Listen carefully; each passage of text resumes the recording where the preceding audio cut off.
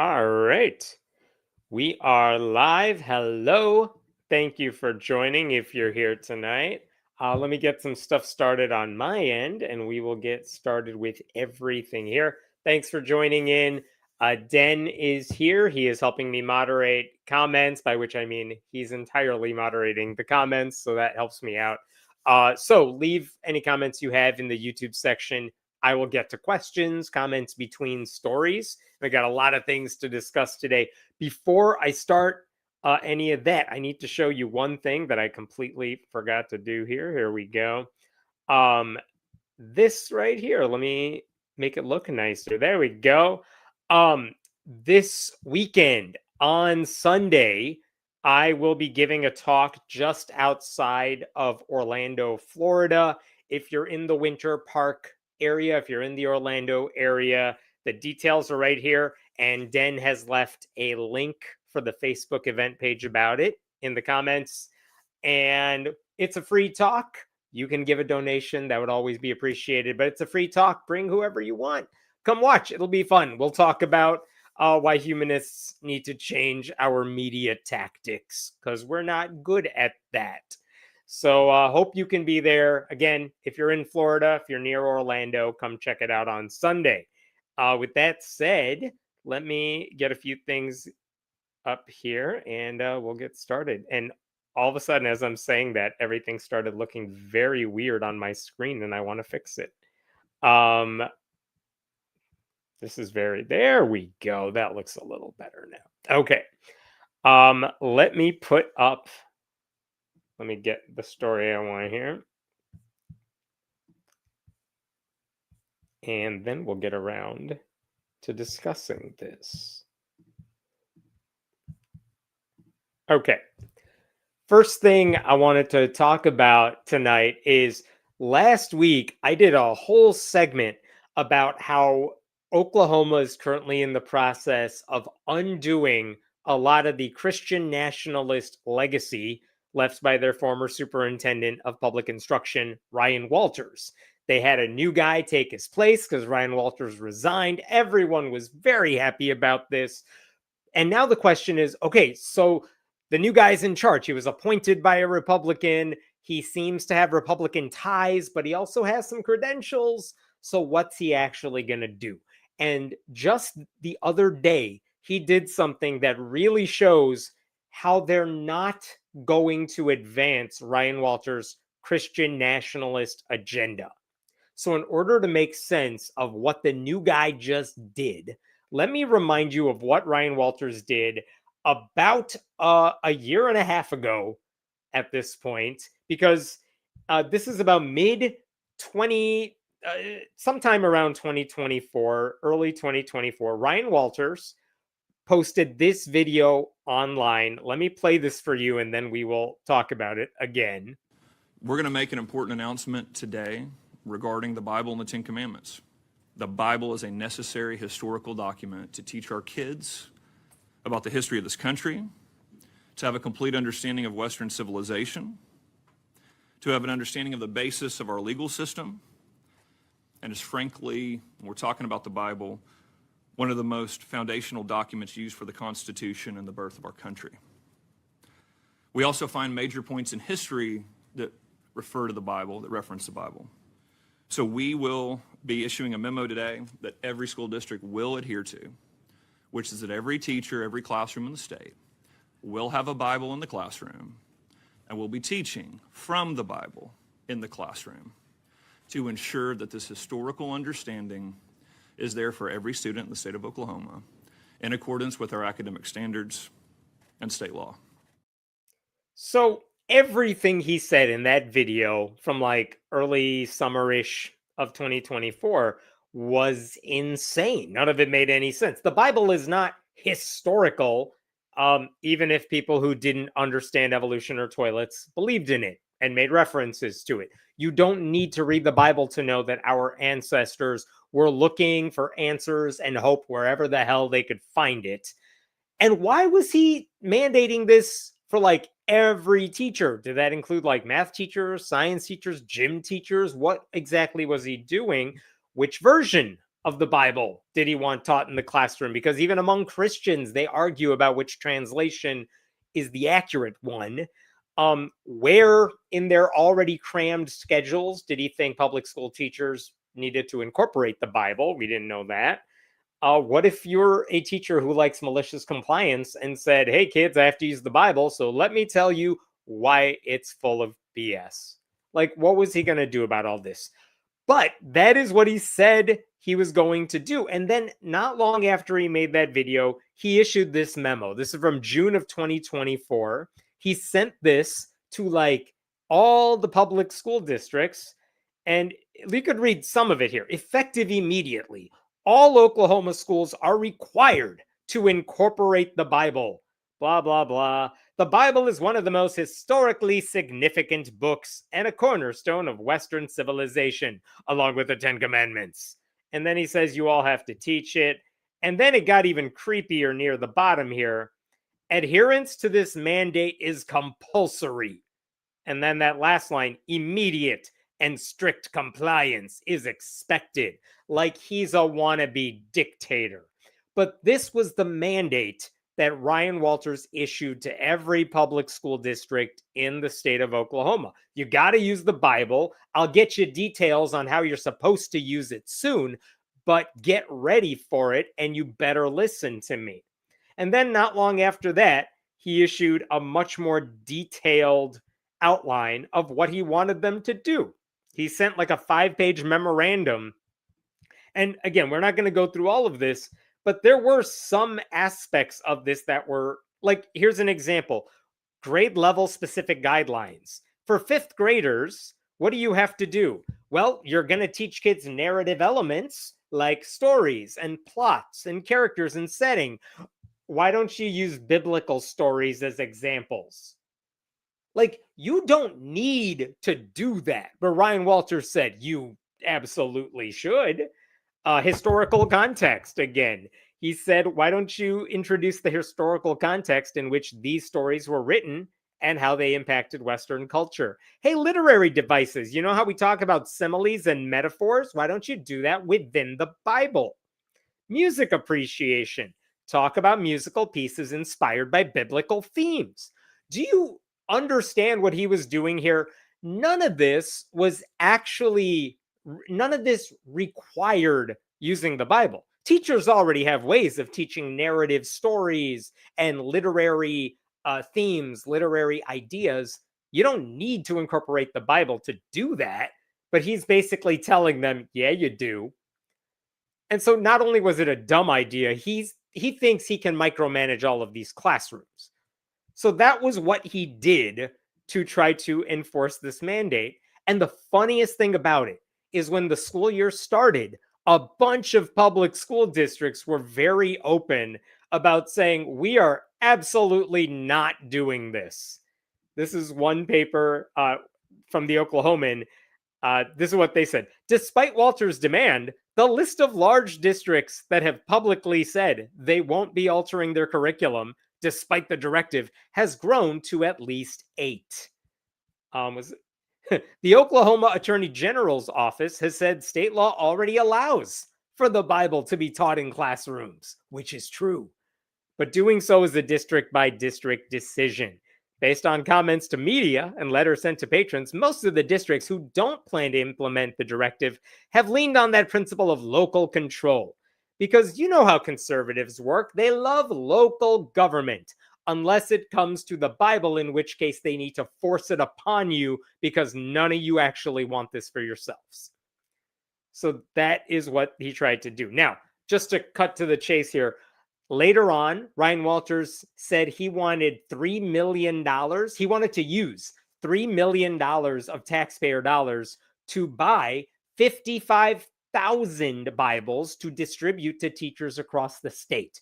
Because if they weren't going to do it voluntarily, he was going to send them Bibles. Because apparently you can't read the Bible online in Oklahoma. I'm not sure how that happens. But he wanted to do that. And later on, he wanted the state government to give him an additional $3 million. And they were like, no. But that happened. He also said when it came down to, well, where are you going to get 55,000 Bibles from? And why do you need $3 million to do it? By the way, $3 million he wanted for something you can get for free.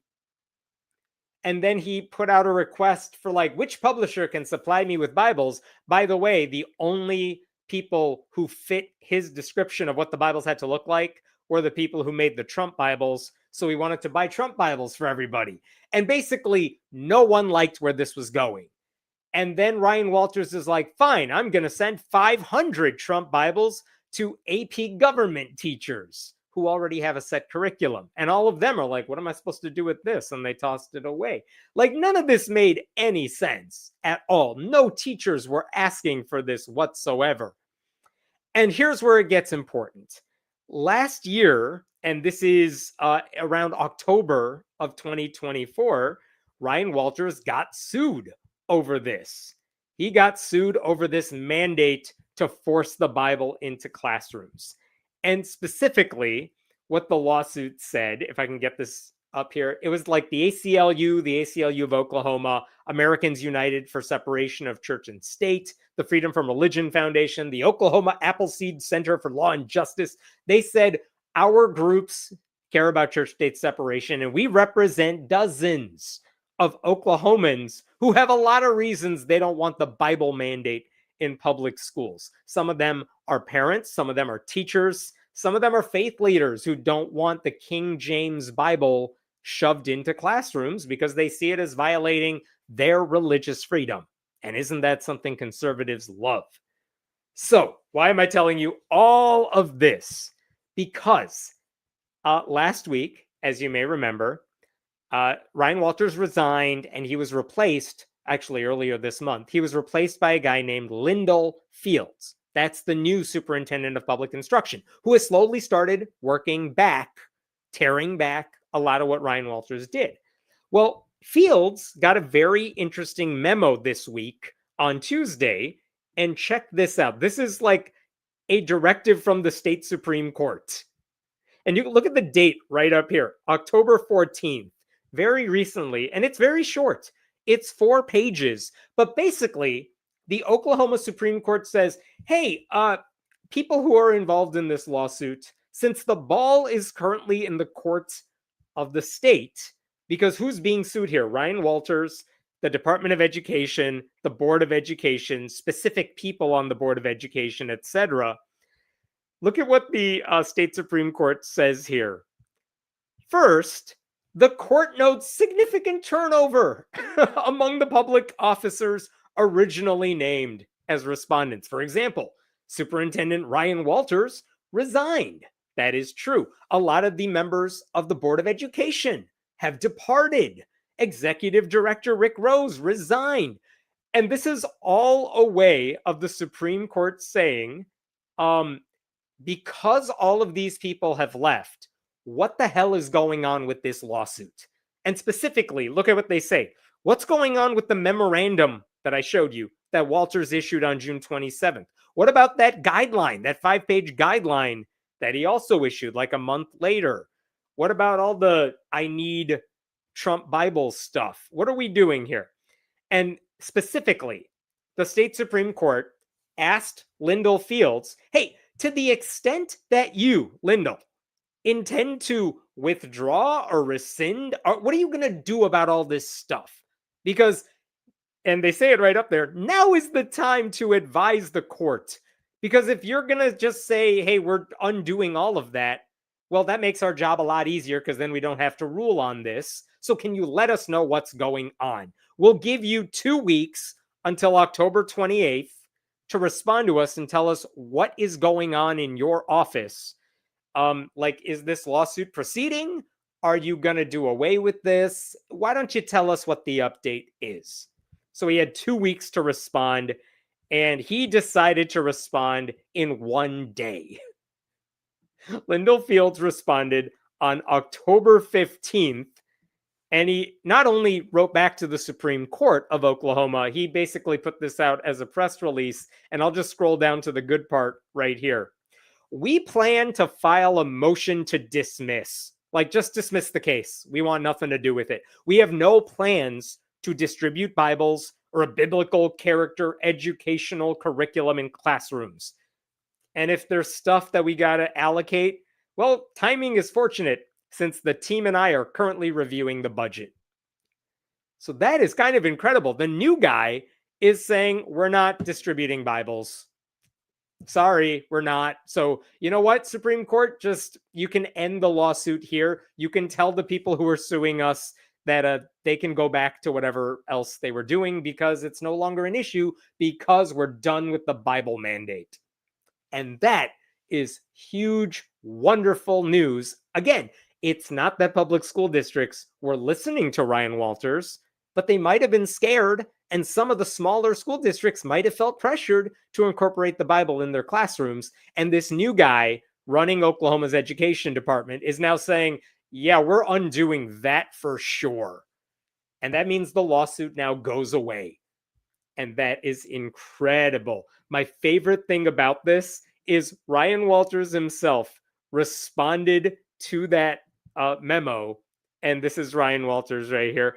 I could not be more disappointed in the decision to move away from empowering our teachers in Oklahoma to use a foundational document like the Bible in the classroom.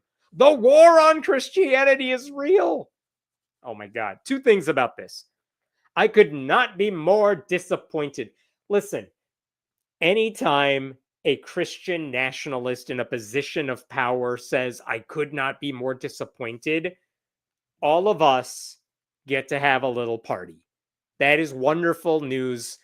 I cry tears of joy when Ryan Walters cries actual tears. So, good job. Congratulations, all of you. If you live in Oklahoma, you did it. Go throw yourselves a little party. That's awesome. Ryan Walters being disappointed is wonderful news. But this is the one that made me laugh. The war on Christianity is real. Think about what he's saying here. He wanted to force the Bible on public school classrooms. The new guy in charge and the people who were suing said, no, just keep classrooms neutral. We don't want you teaching atheism. We don't want you teaching Hinduism, Islam, and we don't want you teaching Christianity. It's a public school. Neutrality is what matters. But here's the thing about Christian nationalists. To them, religious neutrality is oppression. Playing on an equal playing field is not what Christian nationalists want. They need privilege. They need to be treated better than everybody else. So when a law says no discrimination allowed, that's why you see Christian bakers freaking out because they think, what? No discrimination? But my religion requires me to be a bigot. And they want special perks. And listen, the U.S. Supreme Court has said, yes, you deserve special perks because you're a Christian. And in this case, Ryan Walters is saying the war on Christianity is real because the new guy in charge says public schools don't get to promote Christianity. That's what Ryan Walters thinks is a war on Christianity, asking people to keep things neutral. That just shows you the Christian nationalist mindset here. They cannot handle playing on the same playing field as everybody else because their book doesn't have merit. They don't have merit. It, like, our entire government right now is like white Christian nationalist DEI. And that's why they're in positions of power everywhere, because pretty much none of these people would have gotten to where they are if we're looking at their resume. They're where they are because they're white Christian nationalists with a few tokens thrown in there. And tokens got to be spent. So there you go. Some good news in Oklahoma. Listen, man, even as an appointee of a Republican governor, all this guy, Lyndall Fields, all he has to do to keep everyone happy is just do a whole bunch of, I'll let the people who know what they're doing take charge. And by the way, while I'm here, I'm going to undo everything Ryan Walters did. All he has to do is that, and he will be the most popular dude in the state of Oklahoma. And unfortunately, he's like the only guy appointed by a Republican who has said very bluntly, by the way, I'm not running for office next year when my position is up for election. He's just a one and done. 1 year, I'm out of here. Let me just erase everything Ryan Walters did. I love it.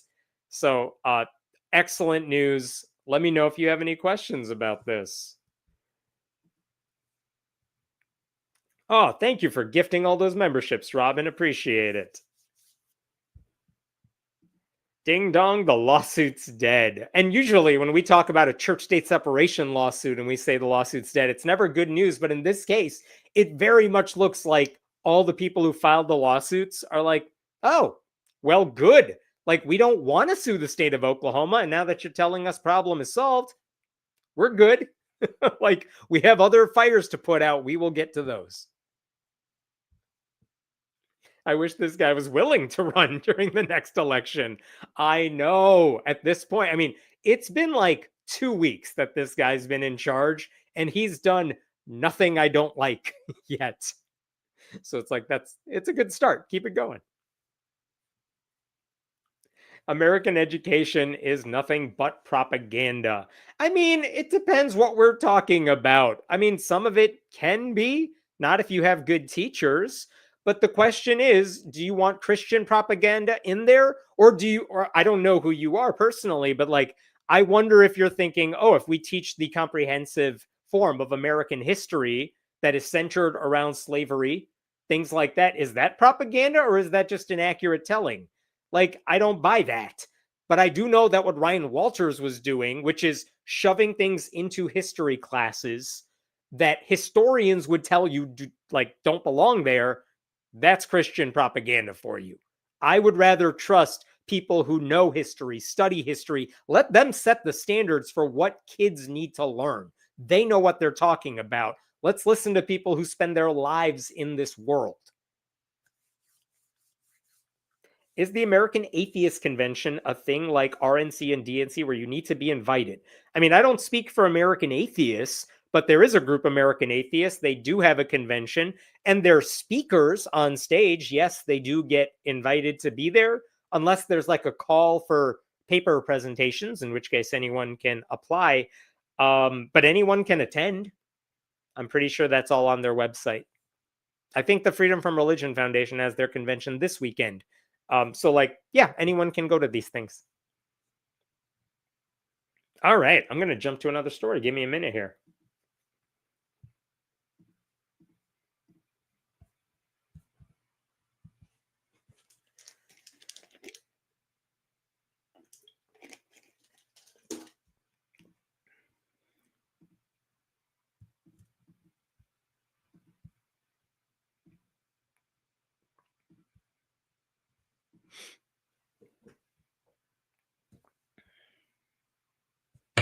I have a guess. I don't think I know this one. East of Italy. That's not what I was guessing. I should know better. All right. I want to introduce you here to this man. This is James Real. And basically, after the 2020 election and hearing stories in the news about all the chaos surrounding election interference and people going after poll workers because Donald Trump was mad because he's a sore loser, basically, James Real said, I want to do my civic duty. I want to become a poll worker and make sure like elections are run properly and fairly. Not because he's a conspiracy theorist, I mean, but because he's like, they need good people willing to do the job because all the Republicans are trying to run these people out. So he wanted to become a poll worker. So what did he do? He lives in South Carolina. He went through all the requisite online training you need to do for that job. He did this in late 2023 because he was gearing up for the 2024 election. He did that in late 2023. And then after you finish the online training, you got to go to in-person training. But there was one problem that he had. Apparently, the state law in South Carolina says all poll workers eventually have to take an oath. And this is what the law says. Specifically, if you're a poll manager, this is the oath you have to take before they can swear you in as a poll worker. And you can see this up here. I do solemnly swear or affirm, either one, we don't care, that I'm duly qualified, blah, blah, blah. It's an oath. I'm going to preserve, protect, and defend the Constitution of this state and of the United States. So help me God. And James looked at that and he's like, well, I'm an atheist, so I don't mind affirming the oath, which I can choose to do in that first line. I don't want to swear an oath that seems almost religious. I can affirm, that's fine. But I don't want to say, so help me God. I don't believe in God, and I don't want to lie when I'm giving my oath. So can I not say those 4 words? And basically, he asked the Greenville County Voter Registration and Elections Board, can I not say that last sentence? Because, this is part of my deeply held non-religious convictions. And they said no. And basically, that blocked this guy from becoming a poll worker.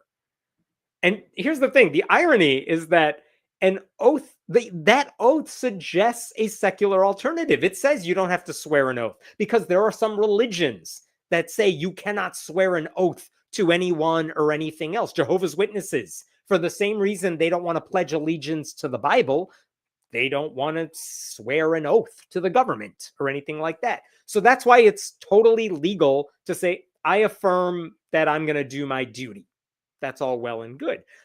So if you're allowed to affirm the oath, why can't, that's a religious accommodation that they made. Why aren't we doing it for the last sentence in the oath?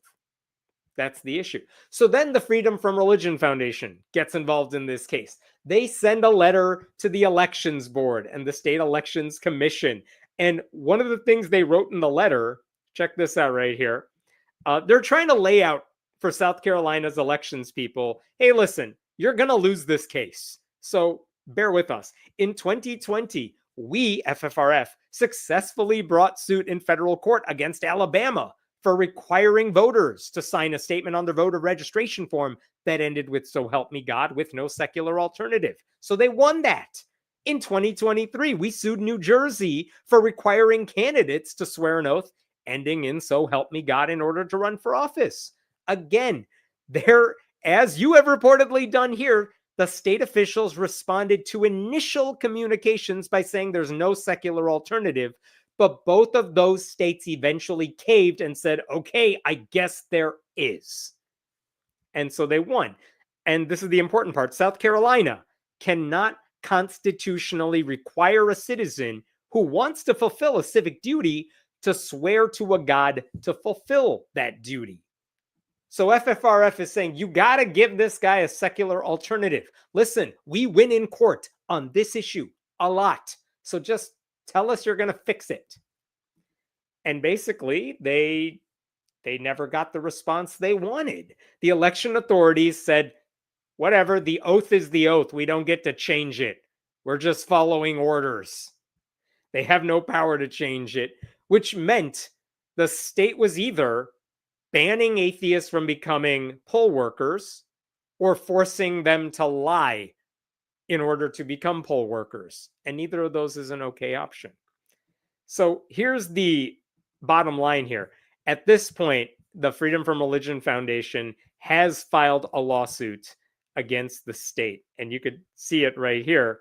They just filed this in district court, in U.S. district court. It's a federal lawsuit against the people running the State Board of Elections on behalf of James Real. And they're basically saying, you have shut us out. Plaintiff wants to ensure that all the people running the elections provide a secular oath alternative that allows citizens who are unable to swear, so help me God, to serve as poll workers. This should not be complicated. I guess the only thing to really say here, they want the judge to step in right now and just prohibit the state from requiring people to take that oath, or at least say that line in the oath. And they're asking the judge, step in right now and give us a secular affirmation that James can take. We also want something from the courts saying that the defendants, the state of South Carolina, have violated the Constitution by requiring people to say, so help me God. So I was reading through their lawsuit, and my first thought is, man, this whole thing should have been an email, right? The issue should have been brought to the election board. They should have said, haha, you caught us. Whoops, our mistake. We'll fix it. And no one has done that at all. No one wants to take any responsibility. And the end result is right now, atheists, anyone else who doesn't believe in the Christian God, or anyone who doesn't want to swear an oath to God, is shut out of a vital role for elections. Like, that's not bureaucratic oversight. That is an unconstitutional relic of Christian arrogance. There is no good reason to force people to pledge an oath to God if they want to manage elections. None. It's discriminatory. It's a betrayal of the Constitution that these officials claim to defend. Like, no one should force citizens to invoke God if they want to do a public service, especially when it comes to elections. Like, his situation should have been a perfect opportunity for a smart government to just affirm for the state that civic duty and appreciation for democracy is something for everybody. Anyone can do it, and we want you to do it. And instead, everyone involved in this story is clinging to a religious oath that basically shames some of the very citizens who are actually willing to serve their communities. It shames them because it suggests if you don't believe in this God, you're not worthy of doing this job. So this isn't just about one atheist's right to work the polls. It's about whether South Carolina actually believes in democracy for everybody, or if they just believe democracy is reserved for people who pray a certain way. One quick side note before I'm done with this. South Carolina famously, in 1997, there was a man named Herb Silverman. He's still around. He's a great guy. He wanted to become a notary public, and he filled out the application to do so. And my understanding of his story is he was the only guy who was rejected from becoming a notary public because he crossed out "so help me God" in his written application. And he sued over it, and he eventually won. I think he won that case. But the funniest thing about it is, previous to that, he had run for governor specifically to overturn that law that required a governor to say "so help me God" in the oath of office.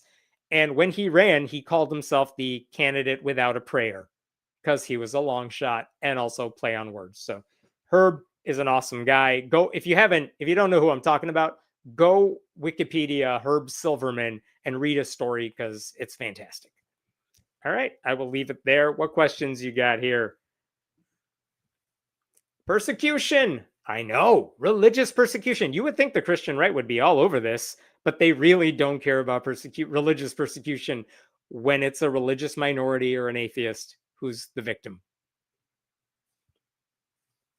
Forced lies in an oath is a great start for that oath, right? Like, we're the ones asking to keep things honest, and the state's like, no, we want you to lie. Seems wrong. Makes me wonder if my home state has the same wording in its oath, because it's totally something Texas would do. You know what? I don't know if Texas has that oath anywhere. I imagine, I honestly thought South Carolina had taken care of this problem by now.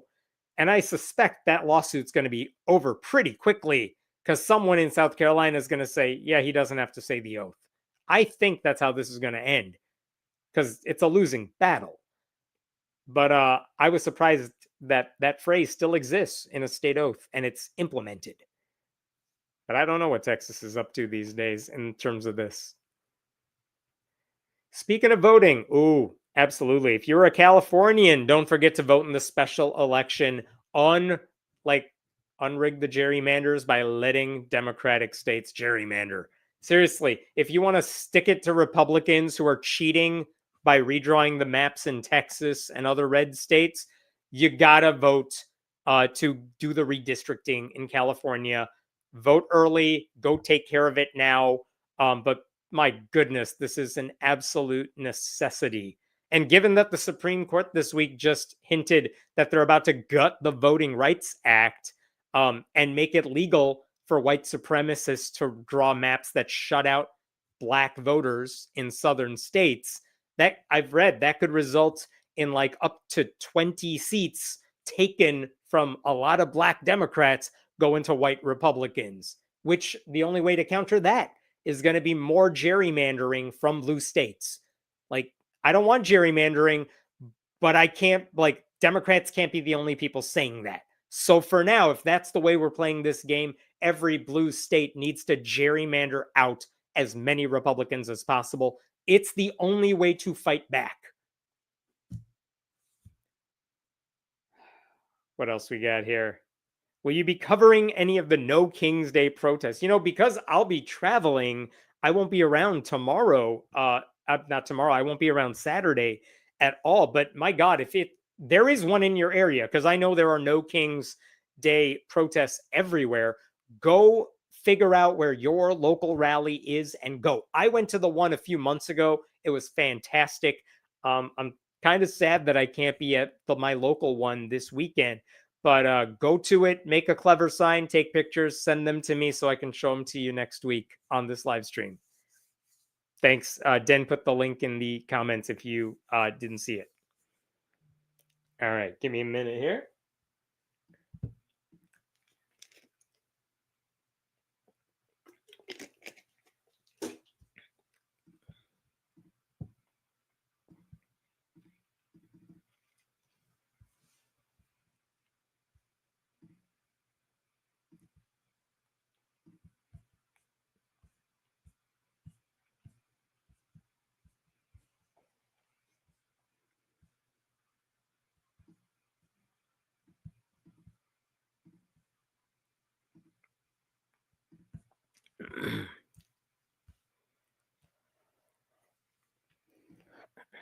All right, I'm going to jump to this next story. I think you're not going to like this story. I think this one's going to make you extremely mad. And to explain what's happening here, I need to tell you two different things, and then we're going to merge them in just a second. So the first thing is Ohio, a lot of states that cover like the Appalachia world, they've had an opioid crisis for quite some time. And that includes a lot of young people. A lot of young people do drugs. They can have overdoses. It's a really scary thing. Well, there is a drug called Narcan. I think the actual name is naloxone. Sorry if I'm mispronouncing that, but Narcan is what it's sold as, and that is it is an inhaler, I believe. But basically, it reverses drug overdoses. So if you have Narcan available, you could undo the damage that a drug overdose might do. So it's a big deal to have Narcan accessible and widely available as much as possible. So public schools these days, they have a supply of Narcan in a lot of places, and that's a very good thing. So this past May in Ohio, there was a bill that said, since we have Narcan available in our public schools, we want to pass a policy specifically to adopt clear policies for storage, administration, and emergency response. Basically saying, hey, all you public schools, you have Narcan available. We want to make sure you're storing it properly. You have policies in place for how you're going to administer it and how you're going to use it, things like that.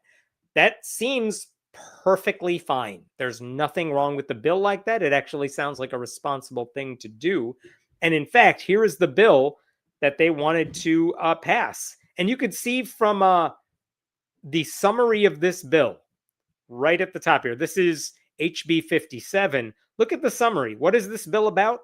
Regarding school policies on the administration of overdose reversal drugs. Great, fine.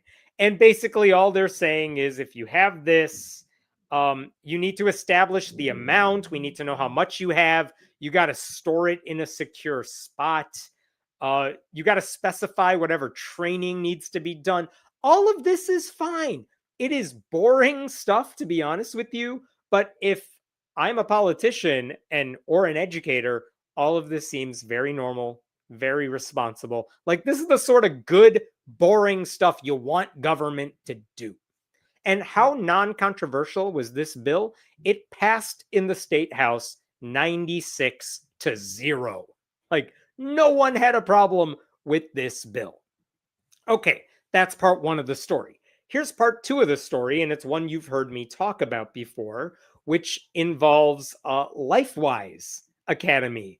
I'll show you this in case you don't remember. LifeWise is the organization that basically spearheads or has taken advantage of something called released time. And released time classes, what is release time?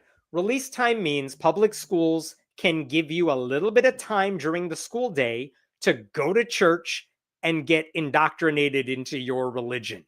And the way it basically works is the school says, all right, if you want to leave during like recess or like this period of the school day, it's fine. But the church has to arrange everything. They got to get a bus to the school to pick you up. They drive you to the church for 20, 30 minutes. You get religious instruction. The bus brings you back to school. And you can do that. Your parents need to sign off on it.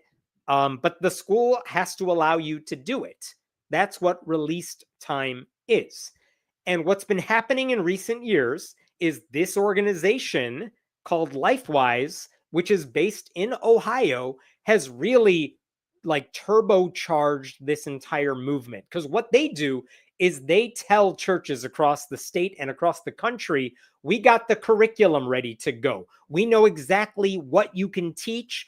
All you have to do, if you're a church, is take care of local logistics and we'll take care of everything else. Like LifeWise takes care of the curriculum, the staff, the background checks, etc. And we need someone local to handle whatever interactions with the school board. That's what LifeWise had tried to do. And again, this is a religiously neutral thing. Satanists have said, we want to offer religious education classes. And if anyone takes them up on it, it's legal for Satanists to run their own religious program here. But the point is, all of that's legal. Schools are not funding it, but they do have to allow kids to leave campus. Now, what a lot of districts have done is they have said students have to make up any assignments they missed if they're missing like art or music class or something like that. They also cannot skip certain classes like English or math, like the STEM classes you're not allowed to skip.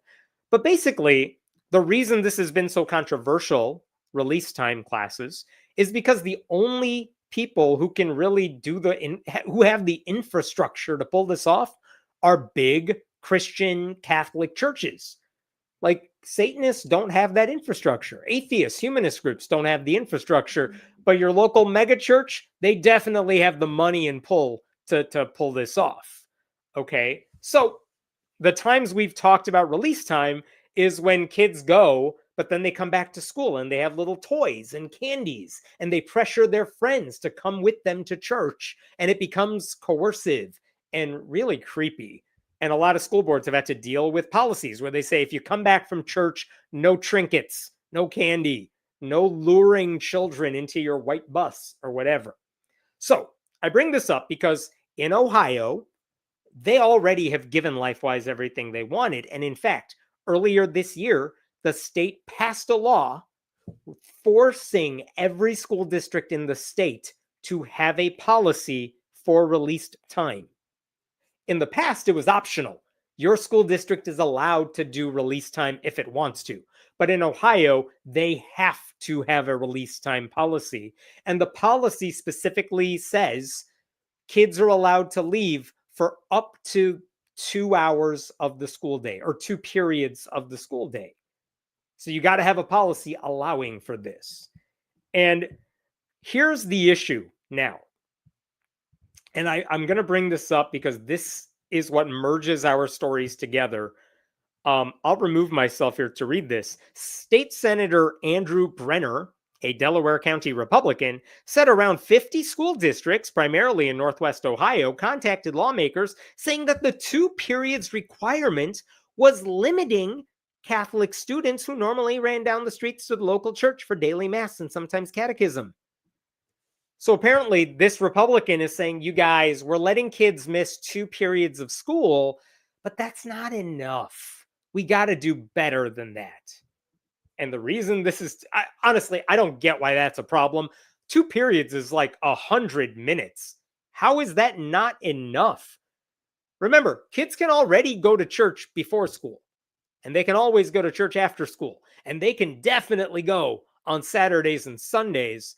And what these Christians are fighting for is to miss actual school to go to church. Like, and I know their whole goal here is like to undermine public education. They don't like public schools. They are Republicans, but they're really trying to destroy it, because if you can get enough kids to leave public school, it basically means the teachers who are still there and the students who are still at the school, they can't get any work done because half the class is missing. And Republicans love that because they don't want regular people like learning stuff. You know what I mean? So here's there was a funny op-ed in the Cleveland plain dealer, and this is from an author named Layla Atassi. This is what she wrote. If I decided my daughter needed 2 hours or more out of school each week to hike in the woods and connect with something larger than herself, would the state bless that? If another family wanted to pull their child for meditation or community service, would lawmakers rush to protect their right to do so? Of course not. Only religion earns that privilege, and at the moment, LifeWise is profiting from it. And I'll come back to this in a second, but here's where all of this is merging.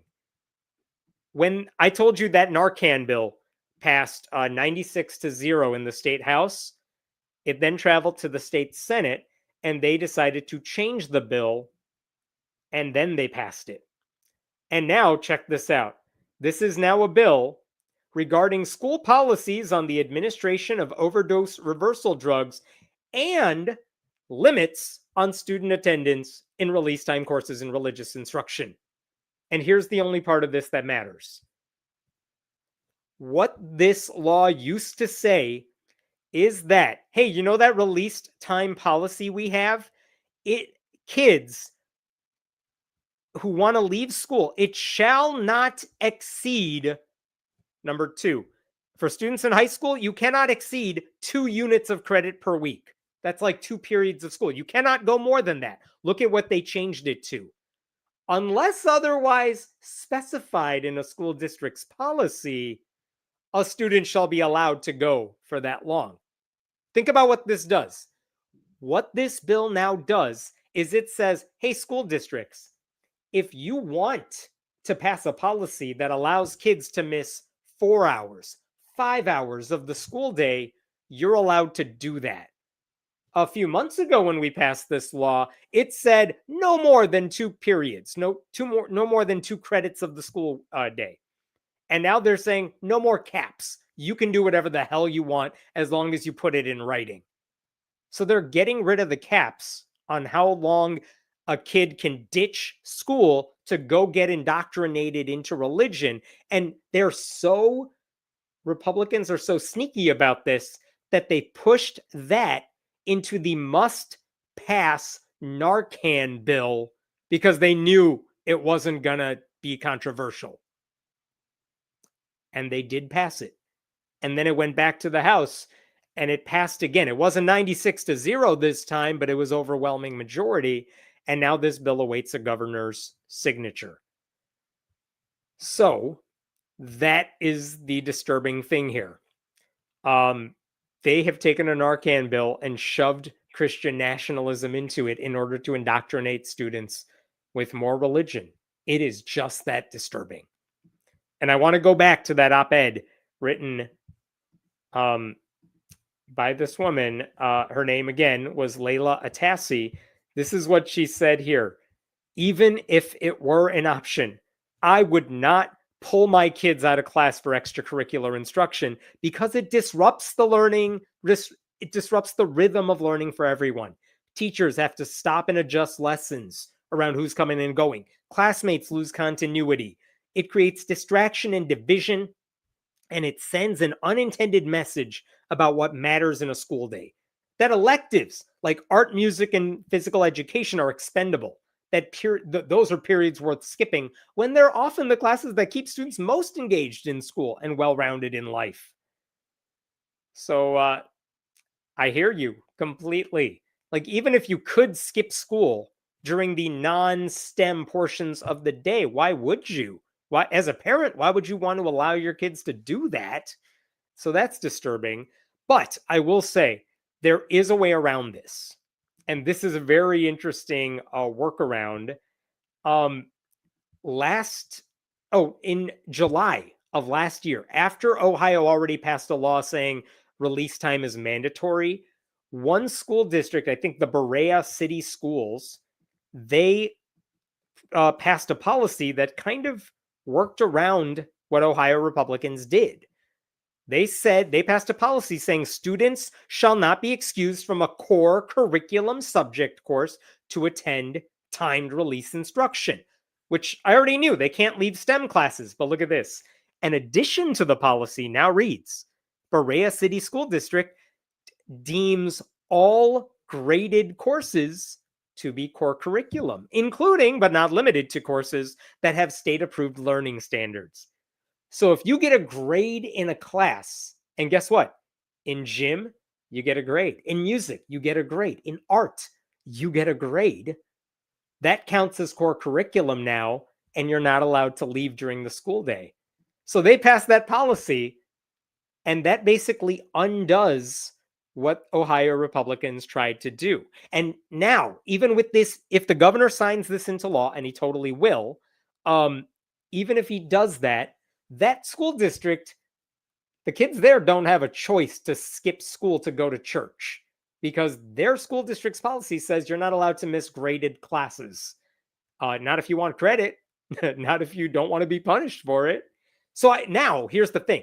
Every school district in Ohio needs to do that because right now, Republicans in Ohio, with the support of some Democrats who were like, well, I want to pass the Narcan bill, so I guess I'll sign on to this. If you want to counteract that, they need to pass a bill limiting which classes kids are allowed to skip. Otherwise, I promise you, LifeWise is going to take advantage of this and have as many kids as possible leaving public schools during the school day. So that is a big deal. This is not about religious freedom. This is about destroying public education using legislative loopholes and religious excuses. This is what Ohio Republicans did. They are hollowing out an institution that binds our pluralistic society together. Every minute a kid is not in school, and when they are subject to proselytizing, that is time stolen from a class when they might actually learn something useful. Learning about Adam and Eve, you can waste your time on Sunday morning doing that. Don't waste a school day when they're supposed to be getting smarter. I mean, the fact that this religious giveaway was shoved into a bill meant to save lives with Narcan, it's symbolic of how Republicans now operate. They know their ideas are so shitty that they can't stand on their own. So they try to sneak it into bills, hoping no one will notice. And the truth is, I did not see a lot of media coverage about this particular maneuver. Couple local articles, but that's about it. I wanted to bring that to your attention. Honestly, if you live in Ohio, you should be contacting your school district and saying, what are you doing so that kids are not skipping a lot of school to go to church now that the state legislature is giving you that option, giving kids that option? I will leave it there. What question? What questions?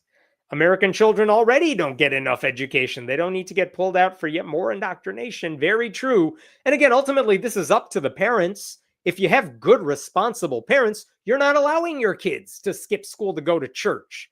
Honestly, I'm not even saying if you send your kids to church, you're irresponsible, but like parents who are good at least say like, we'll do it on Sunday. You'll go to church separate from school. But you don't skip school to send your kids to church. At that point, why are you even bothering sending them to public school? But the fact that I'm even raising that question is exactly what conservatives want, because they don't want your kids to have public education. They want everyone to be siloed and homeschooled and in a bubble and brainwashed with Christianity.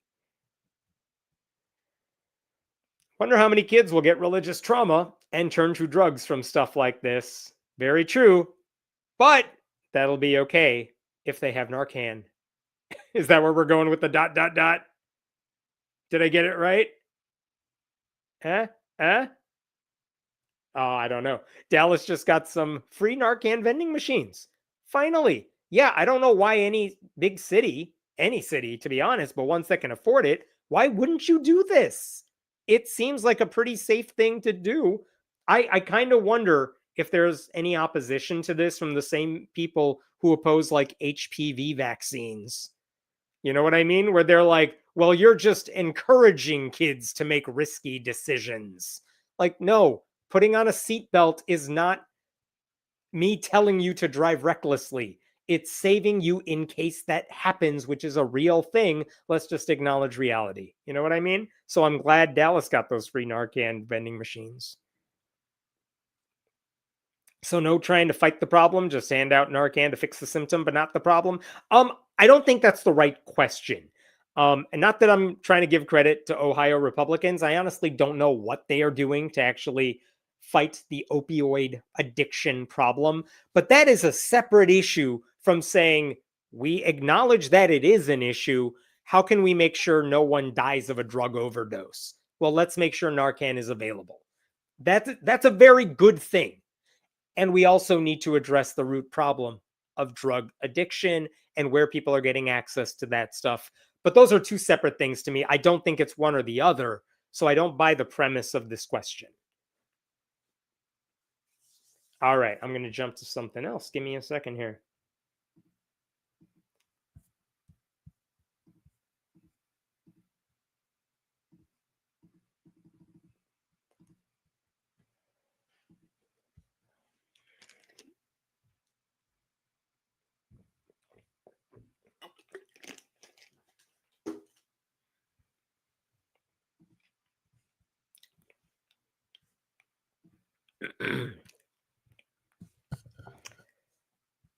I'm just going to bring this up. I don't know, Dan, if you're going to do it. I just want to share this comment here. Springfield, Missouri has had Narcan vending machines for a few years. The state has shown a decrease in overdose injuries already.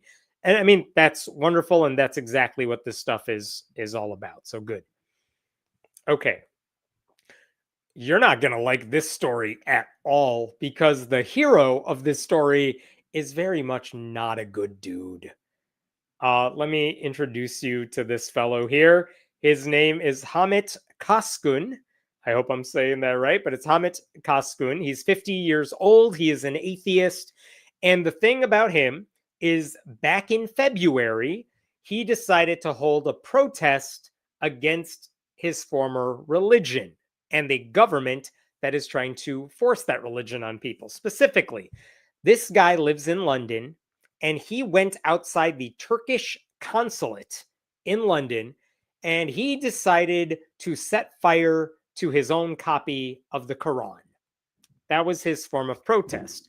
And while he did that, he yelled out, F Islam, and that religion was the religion of terrorism.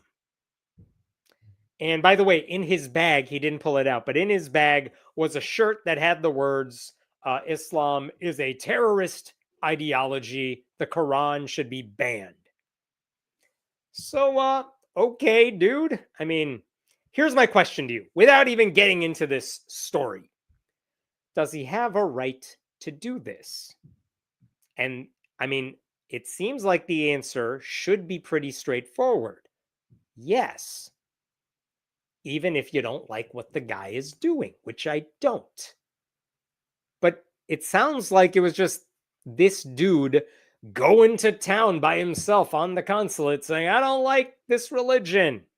Now, the reason he was doing this, he said he was protesting the Islamic government of Turkey, where he fled a couple of years ago. He's actually in the UK as of 2022. He came as a refugee. And this guy has written on social media that the Turkish president, Erdogan, he has, quote, made Turkey a base for radical Islamists and is trying to establish a Sharia regime. Which, to be fair, is kind of what the guy is doing. Yeah, the guy is very much imposing a religious theocracy in Turkey. I'm not a fan of that guy either. So, like, you know, people can protest Donald Trump too. And depending on how you're doing it, I may or may not agree with how you're doing it, even if we kind of agree on what you're protesting. Do you know what I mean? So anyway, this is what this guy did. And security cameras can see him doing it. There's video footage of this guy doing his little protest. And so there you go. Now, here's what happened as he was doing the protest. Because he did it like in the daylight. I think it was early in the morning, but it was daylight. As his protest began, and I'm telling you this because it's important, someone saw him doing it and they decided to attack him. Like, seriously, they ran at Koskun with a knife. And according to reports, they said, quote, "It's my religion. You don't burn the Quran."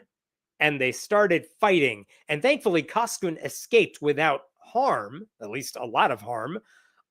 And I'll just skip ahead here. The guy who charged at him, he was charged with assault. He was later punished in the court, but he never actually spent any time behind bars. But that is a thing that happened. And by the way, while they were having their fight and Koskun was on the ground, there was like a food delivery driver who saw what was going on. He was on a bike, but this biker, he stopped, he kicked Koskun, and then pedaled away. So two people attacked this guy for the protest he was doing earlier this year. So all of those are facts of this case. And then here's the really weird thing. Koskun got arrested too. Specifically, he was questioned for disturbing the peace.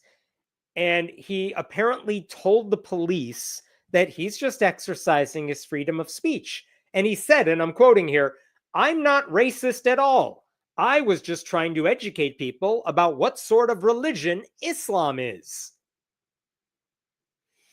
Okay, let's just address this now. If you think all of Islam fits your definition of like, they're all extremists, they all want Sharia law, like, you're wrong.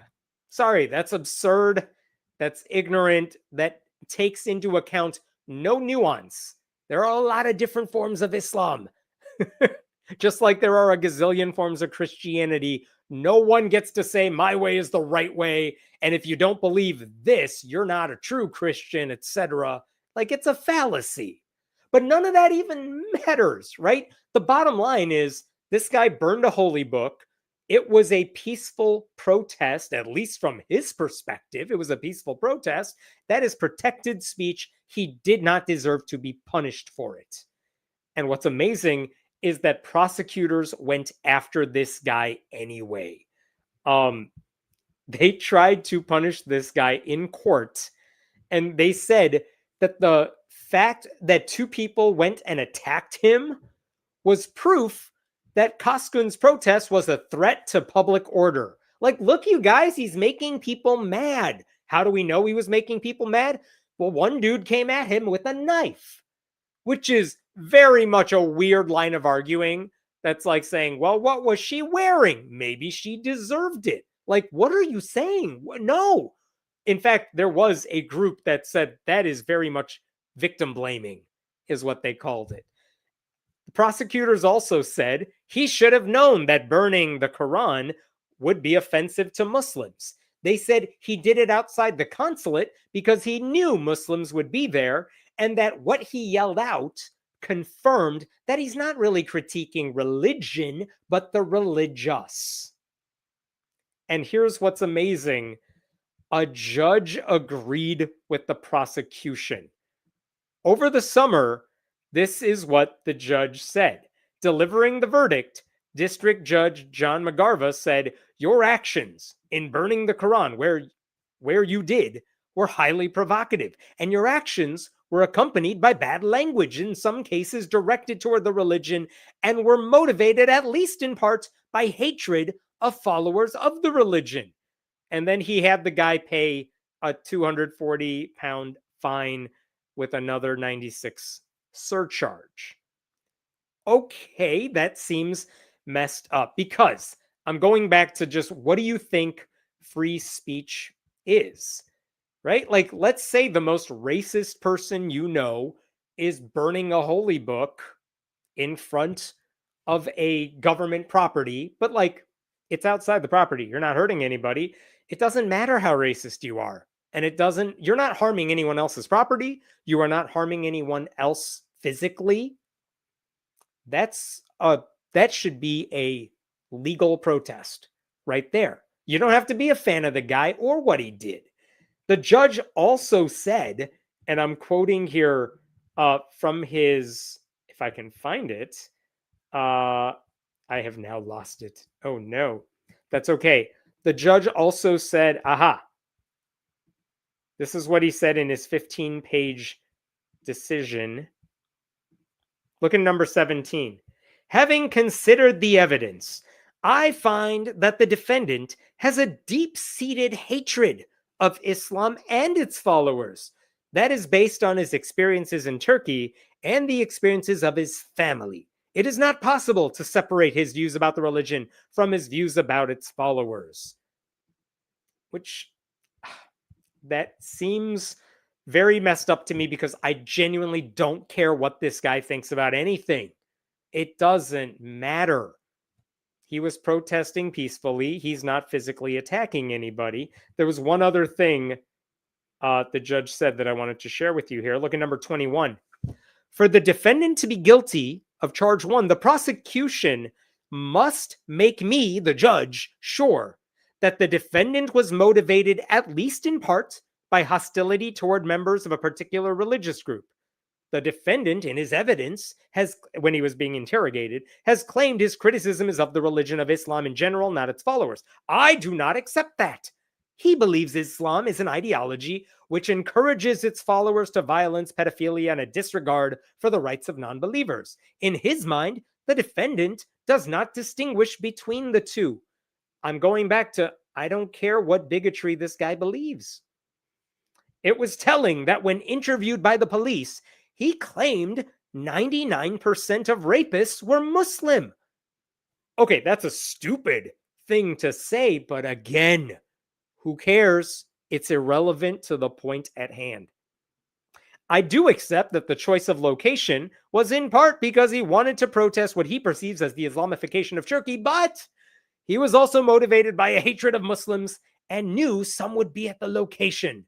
I am sure that his motivation was in part due to hostility towards Muslims.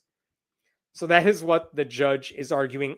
But again, even if this guy, Kaskun, is wildly racist and wildly ignorant, and he is, I mean, he's generalizing about all Muslims based on what extremists do.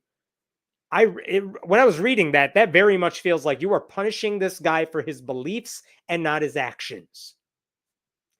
Now, at the time, there were two groups, the National Secular Society and the Free Speech Union, that said, we're going to pay this guy's legal fees, whatever he owes. And they denounced the judge's decision to go after these types of laws. This is what they said, or to basically punish him for blasphemy. Establishing a right not to be offended sounds like the death knell for free expression. Another troubling aspect of the prosecution was its failure to draw a distinction between the target of Kaskun's protest, the religion of Islam, and the followers of Islam, Muslims. The prosecution claimed Kaskun's actions were motivated by hostility toward Muslims on the basis of what he shouted. Clearly, the concept of Islamophobia has distorted the critical distinction between prejudice or hatred directed at Muslims as individuals and robust criticism of Islam or Islamism as ideologies. I honestly don't love the way that's phrased because, yeah, this guy is a bigot. I'm not denying that. But I also think his criticism of Islam is misguided because of how he's just treating it as one thing that he knows perfectly, and the followers who disagree with his take on Islam are clearly not true Muslims. But they said this at the end. To be clear, we don't approve of burning books, whatever their content. But while burning a Quran in a public place may be provocative and offensive to many, it should not automatically be considered criminal. The outcome of this case represents a troubling surrender to Islamic blasphemy codes. I happen to agree with that. I think they are right to be worried because, look, I firmly agree that Muslims are routinely marginalized in Western countries, And there are plenty, and have been plenty of atheists, including ex-Muslims, who have very good reason to criticize Islam as they see it. But with this case, there was a lot of concern that if this ruling stood, it could bring further limitations on where are you allowed to protest? What are you allowed to say? What are you allowed to do? And I wonder what happens if you're a former Muslim who has no love for your religion and you find it deeply harmful. I mean, Ayaan Hirsi Ali has written like 97 books about how she left Islam and why she's no longer Islam. And listen, she's gone off the deep end in a whole bunch of different ways. But like, what's wrong with a book like that? Is that hostility toward Islam? Or do you think she's generalizing against Muslims, which I think she does a lot of? And would that not be allowed anymore? So, I mean, there's something very scary about where this slippery slope could lead. And Humanists UK, which is not like a reactionary group, they also pointed out that because of the charges against Koskun, ex-Muslims who criticize their former religion, quote, may find themselves more liable to conviction in a case like this, even if those views are not publicly expressed. So anyway, there was money raised for Koskun on his behalf to appeal his case. The group said they wanted to fight because we cannot let the courts introduce a blasphemy law via the back door, which is essentially what this was doing. Here's what's really messed up here. The very right-wing Tories, guess what side they're on? They're totally fine with what Koskun did because, like, they don't like brown people. They don't like Muslims. So they said, the leader of the Tories said, de facto blasphemy laws will set this country on the road to ruin. I mean, they're right. Broken clock, right twice a day, that sort of thing. I mean, okay, I'm with you. But man, you are not good people. If you're wondering, a spokesperson for Keir Starmer's party said, there are no blasphemy laws and no plans to introduce any.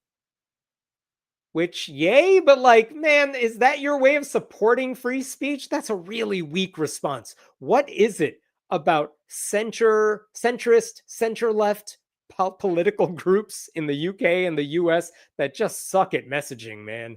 What the hell? Anyway, here's where this is going. This case, last week, they were back in court. They were appealing this ruling. And this time, they were in front of a different judge. And I'm happy to say that the appeals court has now overturned the earlier decision. And there's a lot of stuff to quote in this ruling. But let me share with you a couple of things. There is no offense of blasphemy in our law. Burning a Quran may be an act that many Muslims find desperately upsetting and offensive. The criminal law, however, is not a mechanism that seeks to avoid people being upset, even grievously upset. The right to freedom of expression, if it is a right worth having, must include the right to express views that offend, shock, or disturb. Love it. We live in a liberal democracy. One of the precious rights that affords us is to express our own views and read, hear, and consider ideas without the state intervening to stop us doing so. I mean, a lot of good stuff here. What that appellate court basically said is that what Koskun did was clearly political. It was not aimed at a person. Specifically, they said, there's nothing wrong with protesting outside a consulate. In fact, if you wanted to protest what a country was doing, which is a thing we do a lot here in the United States, then protesting outside the White House, outside an embassy for a country that's doing horrible things, that's totally where you can protest. That's a way to symbolize your frustration with them. So the judge said there's nothing wrong with protesting outside a consulate. The fact that Koskun was alone made him less intimidating to the public. By the way, it was daylight. It was a short protest. The judge said the reaction of a couple of extremists should not taint how people saw this guy's personal act of protest. In fact, the judge said, we have video cameras, security cameras, that showed other people witnessing what he was doing and walking right past him, which that seems like a thing I would do. I would see a guy like this setting a book on fire and screaming loud things, and I'd be like, crazy dude doing crazy stuff. And then I would walk past him because I want nothing to do with the guy. But the fact that they were just able to walk past him suggests he's not really intimidating. He's just cuckoo bananas, which is legal. Basically, what Koskin did, this court said, it wasn't disorderly at all, so he never deserved to be punished for it. And that's the right reaction after a very overblown initial decision. Like, had the blasphemy charge stood, I think that would have been a green light to extremists that if anyone offends your faith, it's fair game to attack them because they're the ones that are going to get punished for provoking you. So the good news here is that this decision is probably going to stop government lawyers from pursuing similar cases in the future. The head of the Free Speech Union, I got to show you this. The head of the Free Speech Union said something that I thought was not great. I want to show you this because I want to show you how nobody's the good guy in this story. I want to show you this in full. They're very happy about the free speech aspect of this, but check this out. They're very happy that free speech can still be free. It was reported earlier this year that the police are arresting more than 12,000 people a year under suspicion of having committed online speech offenses. And very few of them end up being prosecuted. And the point is, if burning a copy of the Quran on a busy London street isn't a criminal offense, and these people don't think it should be, then you know what else is cool? Then how can we be offended by someone posting something? I'm sorry, how can we prosecute anyone who says something like, trans women aren't women? I know I'm not reading that correctly, but this dude is very excited because we're not going after the dude who burned the holy book, and nor should we go after people who say trans women aren't women. So yay, victory. What is it about conservatives in the UK who are so excited about being anti-trans?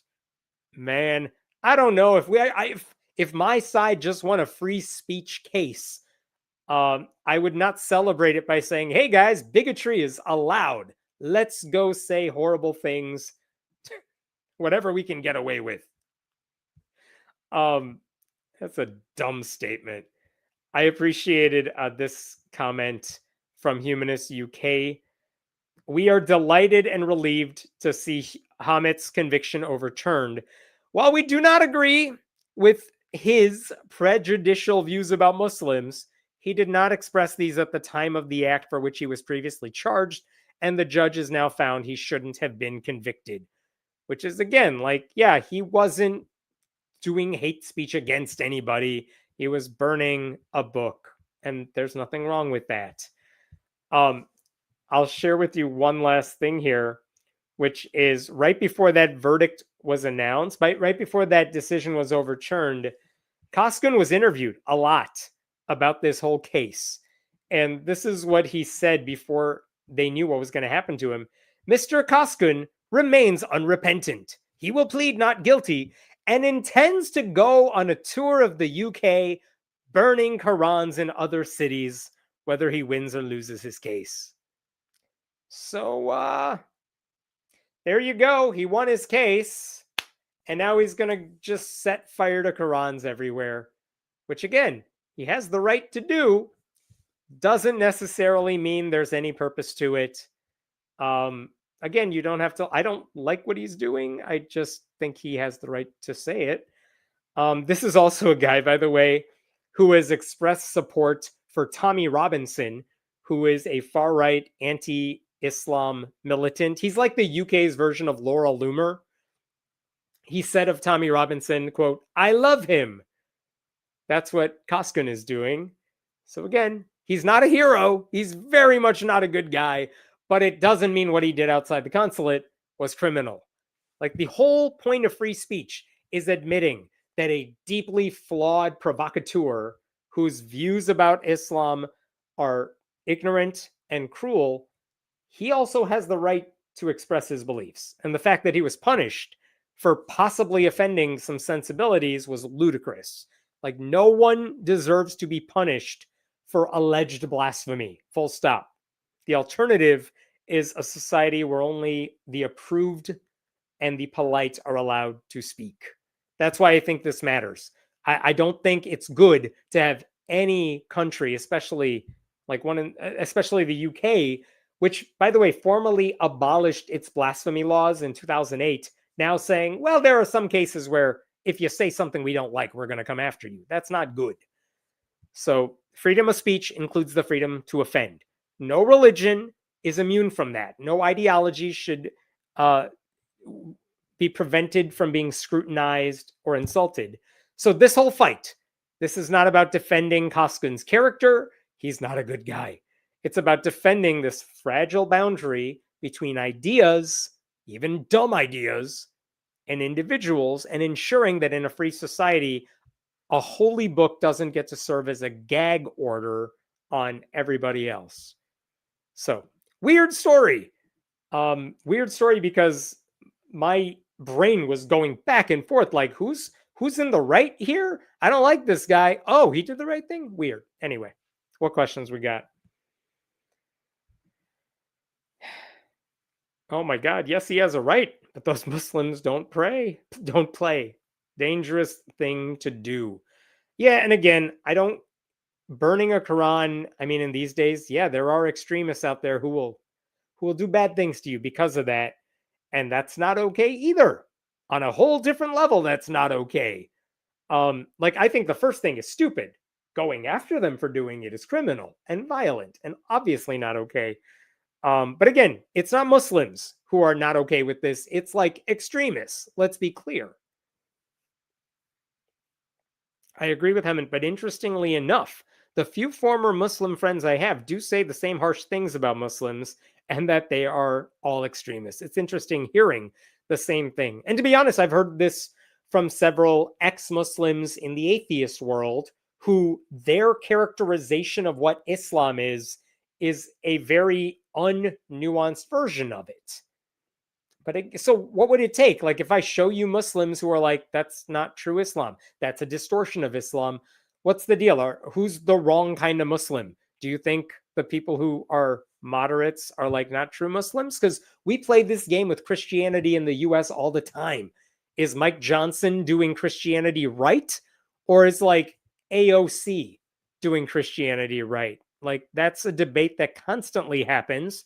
And it's not like one, and Ken Ham and the creationists will give you like, you have to believe this if you want to be a good, true Christian, because he even says Christianity is, you. Ken Ham says you don't have to be a creationist to be a good Christian. But even he's like, yeah, but this is what Christianity should believe. Anyway, I don't get the generalizations. Does the UK have a hate speech carve out for free speech? The line, any place where there are free speech laws, like, there is a carve out. Like, you can't do hate speech that targets someone. You can't say violent things to like get a rise out of. So I don't know. I don't know what the line is. I definitely don't know what it is in the UK. There are limits to what you can do with free speech. That's true in the US as well. The question is what this guy did outside the consulate, did that cross the line? And nothing that he did appeared to cross a line by people who are experts in the free speech laws in the UK. And thankfully, a judge has now seen it that way. If I burned Bibles outside of a Christian church, what would happen? It depends. Are you on their property or not on their property? But the fact is, if you're on public property, you are allowed to burn books. My question would be, is that strategic? Like, what is your goal here? By the way, there's another right-wing atheist who does live streams like this one. And a while back, he burned a Quran during his live stream. And it pissed me off, not because I think that's wrong. You shouldn't burn books.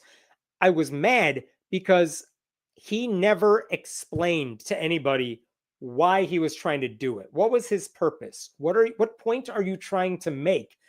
He just did it, which opens the door to the worst kind of interpretations of that. So if you burn Bibles outside of a Christian church, if I don't understand why you're doing it, do I take that as a threat to the people in the church? Are you trying to hurt them and you're saying this first, you later? Or are you doing it to just say, I don't agree with what your holy book says? But if that's the case, I wonder, why are you doing it there? But at no point am I saying it's criminal what you're doing.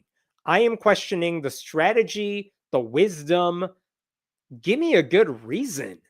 Because if you can't do that, then I'm not going to sit here defending it. I defend your right to it, but I'm not going to sit here saying I agree with what that person did. We could do the same with flag burning.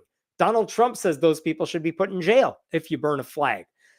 But again, I want to know why someone's doing it, and that matters more to me. Anti-Christianity is now defined as a terrorist act. That's what Donald Trump is trying to do. He said this. I've talked about it in a live stream. He's trying to get the IRS to go after donors who they perceive as anti-Christian. And we're going to see what the IRS does with that. Like and subscribe. Thank you. By the way, I see a comment that says AOC is a member of the Free Thought Caucus. She is not. She's not in the Free Thought Caucus. She should be. She's not. I wish she was.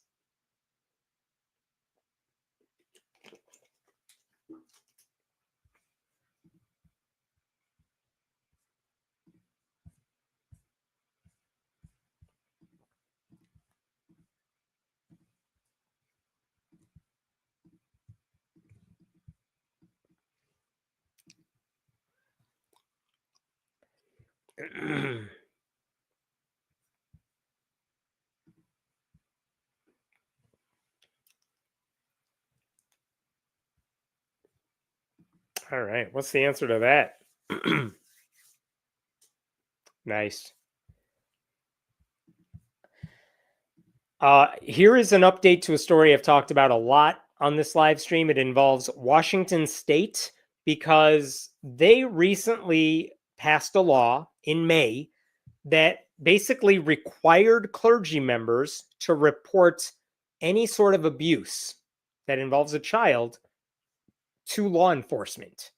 That was the rule. Priests were now mandated reporters. Teachers, social workers, they are all mandated reporters as well. If you learn a kid is a victim of abuse, or you learn from an adult that they are committing that abuse, you have a legal responsibility to tell a higher up, to tell law enforcement or whoever your supervisor is. And what they did in Washington State this past May is they passed a law adding priests to the list of mandated reporters. And that's all well and good. But here's what made that law stand out in Washington State. They said, even if you learn that someone is being abused or is committing abuse, even if you learn about that through the confessional booth, you still have to report it to law enforcement, which seems like a totally normal thing to do. Because if you're a Catholic priest, and their defense, by the way, was, well, listen, we don't have a problem being mandated reporters over here. But once we're in the box over here, it gets to stay our little secret.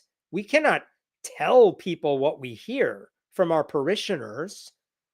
And literally, their argument was, if a parishioner came into the confessional booth and said, priest, I've done something really horrible to a child, and I'm going to do it again next week, and I feel very bad about this, the priests were saying, we can't tell the cops about that. They trusted us with the secret, and we got to keep it. Now, if they told us over here in the church somewhere, fine, fair game. We will go to the cops. But if they tell us in the confessional booth, it's a secret between us. That is, I'm not even making that up. That is the argument they were making. And we have seen what the consequences of that are like, to the point where I think in Australia, there was a priest who confessed to another priest that he was committing acts of abuse, and he was forgiven. And no one said anything about what was happening, and the abuse continued over and over and over. because a lot of these predators, why would they even go into a confessional booth and say any of this? I mean, I think that's an obvious question. Who is going into a confessional booth and confessing to a crime like that? More people than you think. Because for a lot of these people, they know what they're doing is wrong and they want to get it off their chest and they want to feel better about themselves. And they kind of feel like, well, if I talk to the priest and get it off my chest, that I feel very bad about what I did, but I still have these thoughts. Maybe it'll make me feel better. And then the priest keeps it a secret and the abuse continues. So this was the issue in May. And the heroes who passed this law in Washington state said, we don't give a damn if you learn about the abuse in a confessional booth. Or if you're not a Catholic, we don't care if you learn about it because someone told you because you were a trusted religious advisor. It doesn't matter. If you're a clergy member, you're a mandated reporter, no exceptions to the rule. And the Catholic Church said, okay, but like we got to have that one exception. And this went back and forth. And Washington state, mostly Democrats, said, yeah, maybe it was all Democrats. I don't remember anymore. They said, we don't care. No exceptions. That's it. They passed that law. As soon as they passed that law, a trio of bishops, they sued to block it. The Pam Bondi Justice Department later filed their own lawsuit to block the law because you know they love predators. And this is what all these, I've done so many different segments about that particular law. Just to be specific here, what the law said is that all mandated reporters are required to report suspicions of abuse within 48 hours. And if you don't, you might get a year-long prison sentence. You might have to pay a $5,000 fine. And priests are lumped in there, just like teachers, just like social workers. So ultimately, all of this comes down to a question of what's more important, protecting a religious tradition that priests are allowed to keep secrets, or protecting children, which a lot of these religious leaders don't care about. Democrats have a higher ethical standard than the Catholic Church, and they said, we want to protect children. And the Catholic Church said, we want to protect religious traditions. So after the bill was signed, Catholics flipped out, the right-wing government flipped out. The Washington State Catholic Conference, they were trying to have this both ways. This is what they said at one point. Let me show you this right here. I've shared this before, but it still makes me laugh, then cry. Look at this paragraph right over here. While we remain committed to protecting minors, oh yeah, Catholic Church, good commitment. While we remain committed to protecting minors and all vulnerable people from abuse, priests cannot comply with this law if the knowledge of abuse is obtained during the sacrament of reconciliation. And you see, right up here, when you capitalize the words, it's like a magic spell, which is their way of saying, you guys, this is our religion. We're allowed to protect predators. Also, we are totally committed to helping minors. But also, come on. We're the Catholic Church. If we don't protect predators, what do we stand for anymore? So this is, I cannot believe we are having this argument, but that is the argument we were having. Anyway, I'm going to skip ahead now because, again, I've talked about this before. These lawsuits have been going back and forth in court. And I'll be honest with you, it doesn't look great because the argument that we have a religious right to uphold our religious traditions and the state is telling us we don't care what your Catholic confession rules are, you got to protect the kids. But the law also gives a lot of deference to your religious beliefs. If your religion says you got to do something, it's in the rule book, the state cannot force you to violate that. And so the way the Supreme Court has ruled, the way a lot of conservative courts have ruled, it was very clear to a lot of church-state separation people that I don't know if this law is going to stand. And that is disturbing, but that's also how our country works now. I want to quote really quickly Governor Bob Ferguson of Washington State. His reaction to the back and forth of all this, he said, I am disappointed my church is filing a federal lawsuit to protect individuals who abuse kids. Good answer. So, in July of this year, right before the law was scheduled to go into effect, a federal judge said, "I'm blocking this law from going into effect because I'm still waiting to hear from all the sides." And also, the judge pointed out, it seems like the Catholic bishops are likely to succeed on the merits of their free exercise clause challenge. Basically saying, look, I haven't ruled on this yet, but the Catholic Church, I think the law is on their side right now because they're going to say this is part of our religion and you're forcing us to violate it. But we didn't have a ruling yet. He just put a pause on the law going into effect. And here's the update. Here's why I'm mentioning this now. There was a big update this week because it seems like state lawyers who work for Washington State have concluded we're not going to win this case. And because of that, they're trying to salvage whatever they can. So they issued a compromise. And this is what they did. This came out October 10th. Under the stipulations of their compromise, the state and county prosecutors have agreed, as the court ordered, not to enforce reporting requirements for information clergy learn solely through confession or its equivalent in other faiths. And just to translate that, all the lawyers who work for the Attorney General in Washington are basically saying, we're not going to make priests tell the cops what they heard if the only time they learn about this abuse is confession. So they are exempting confession from their mandatory reporting law, which was kind of the whole point of the law, which makes you question, like the obvious question then is, well, then what the hell did they salvage? What's the compromise here? The compromise is that priests are still mandated reporters, which, yay, I mean, that's a good thing. Priests can be punished if they don't report abuse that they learned about through casual conversation in the church. But apparently, if someone confesses abuse in a confessional booth,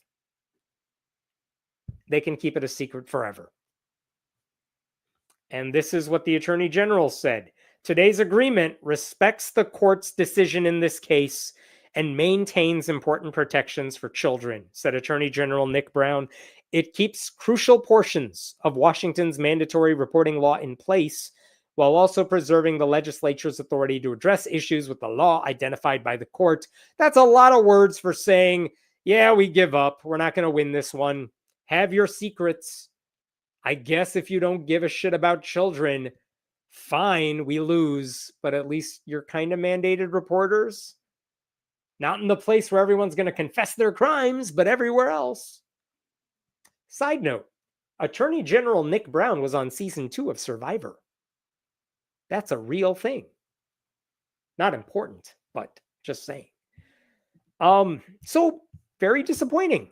But this is kind of the outcome a lot of church-state separation experts expected.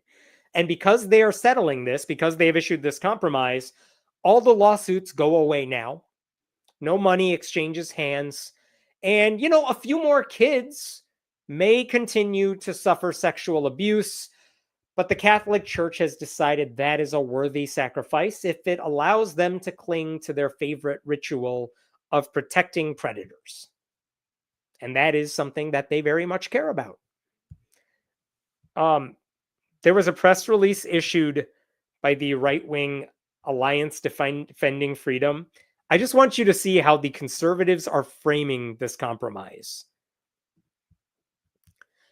They're talking about the confession stuff here. Violating this mandatory religious obligation is a canonical crime and a grave sin with severe consequences for the offending priest, including removal from the priesthood. Washington's law would also harm members of Orthodox churches by piercing the sacramental confidentiality. The law deters believers from confessing certain sins or even from going to confession at all, and so prevents them from mending their relationship with God. What the hell? None of that talks about abuse for children, but look at what they're saying. You are forcing priests, had this law gone into effect as intended, you are forcing priests to violate their religious beliefs to protect kids. Who cares? Their religious beliefs are what matter. They could be removed from the priesthood. Who cares about the kids? You don't want these priests removed from the priesthood, do you? They might go to hell. Again, who cares? You made up hell. I don't care what your fictional I don't care about the fictional prison you created for yourself. And this idea that, like, if you don't allow priests to keep secrets, some people may not confess any secrets. Who cares? Priests are not your therapists. Go talk to someone who cares. Like, I don't care if you go to confession or not. It doesn't matter. None of these people care about children. It's so not important to any of these people. So congratulations to conservatives and Catholic religious leaders, I guess. They got what they wanted. Predators are protected. I did appreciate that the Washington State Standard, which is a independent news outlet, they spoke to State Senator Noel Frame, who is the Democrat who pushed for this law to pass for years, and she had to compromise time and time again. And this year, she said, I am not compromising. I think priests should be mandated reporters, even in the confessional booth. And she got this law passed until this compromise. This is what she said. My goal all along with this bill has just been to protect children. And I hope that closing the book on this lawsuit allows for that to happen. Children need to know that when they go to a trusted adult in their life to ask for help, like a member of the clergy, they get help. That's how we break the cycle of abuse and do better by our next generation. And I think what this quotation tells me is she cares more about kids than every single person who is defending the Catholic Church is right now. Like, how come the priests aren't saying that? Because they don't care. That's what this boils down to. The irony about this, to me, is that the act of confession is meant to be redemptive. It's a place where you're supposed to be able to feel whole again. You did something wrong, you confessed it, now you can feel like yourself again. But church leaders are using the confessional booth to shield monsters from getting justice. Like, there's nothing sacred about being complicit in what they're doing. No God worth worshiping would ever demand that. And yet, that is the argument every conservative lawyer, all these church leaders made. Like, the heroes of this story are people like Senator Noel Frame, Governor Bob Ferguson, the ones who fought to pass this bill knowing what they would be up against, because they dared to argue that it doesn't matter what your religion is or your beliefs are. None of that should come before the safety of a child. And that stands in contrast to the moral bankruptcy of the people fighting against them because they think their religious rules allow them to look the other way when faced with, like, the most obvious kind of evil. These people. All right, I'll stop there. What questions we got here? The religious zealots are doing their very damnedest to undo that law and backdoor it, and now they might have. Now they did. Yeah, they got their way. I mean, story of our current legal system, right? Religious zealots always get their way as long as they could say, it doesn't matter what the law is because my religion says the opposite. And the Supreme Court has said, yep, that's a good enough argument for us. I don't get how the priests can live with that knowledge and not do anything to help the victim. I mean, it's a very legit comment, but also that's what we've learned about the Catholic Church for so many years. Like, it's not just the predator priests who were working for the Catholic Church for decades.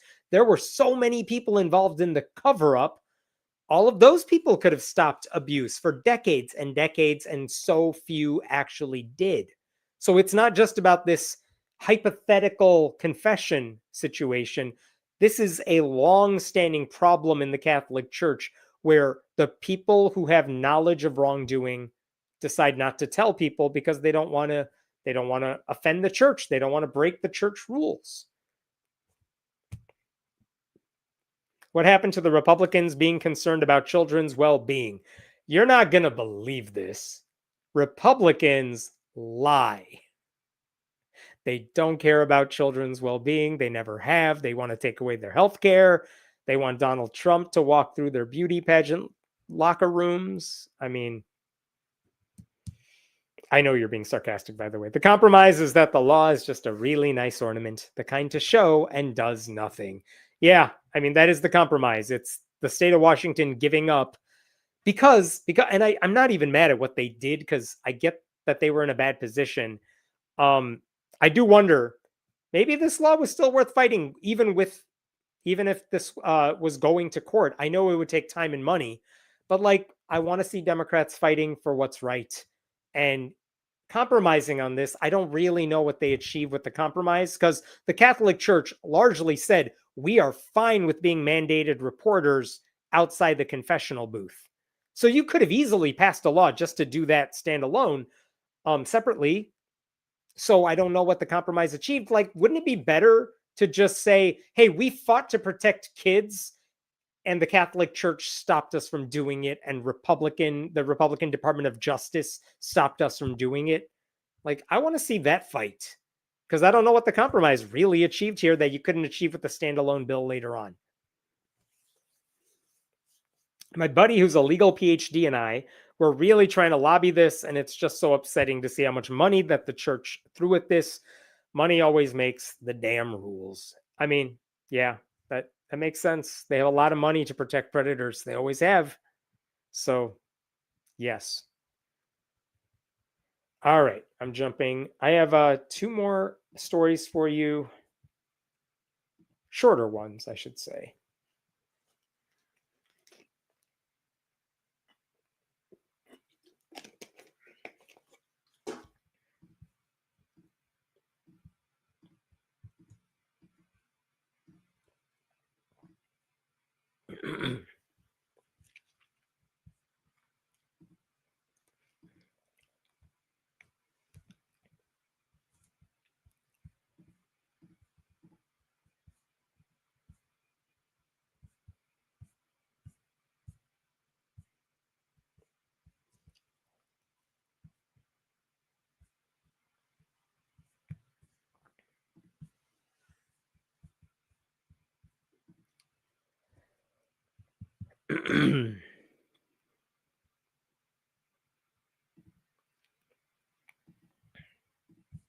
All right.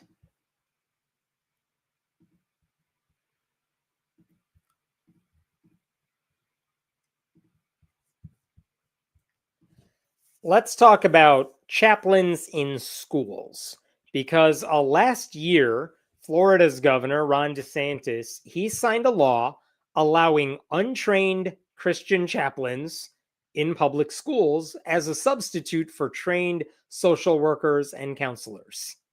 Like, he basically said schools are allowed to bring these people in to do the work that we're supposed to have trained professionals doing.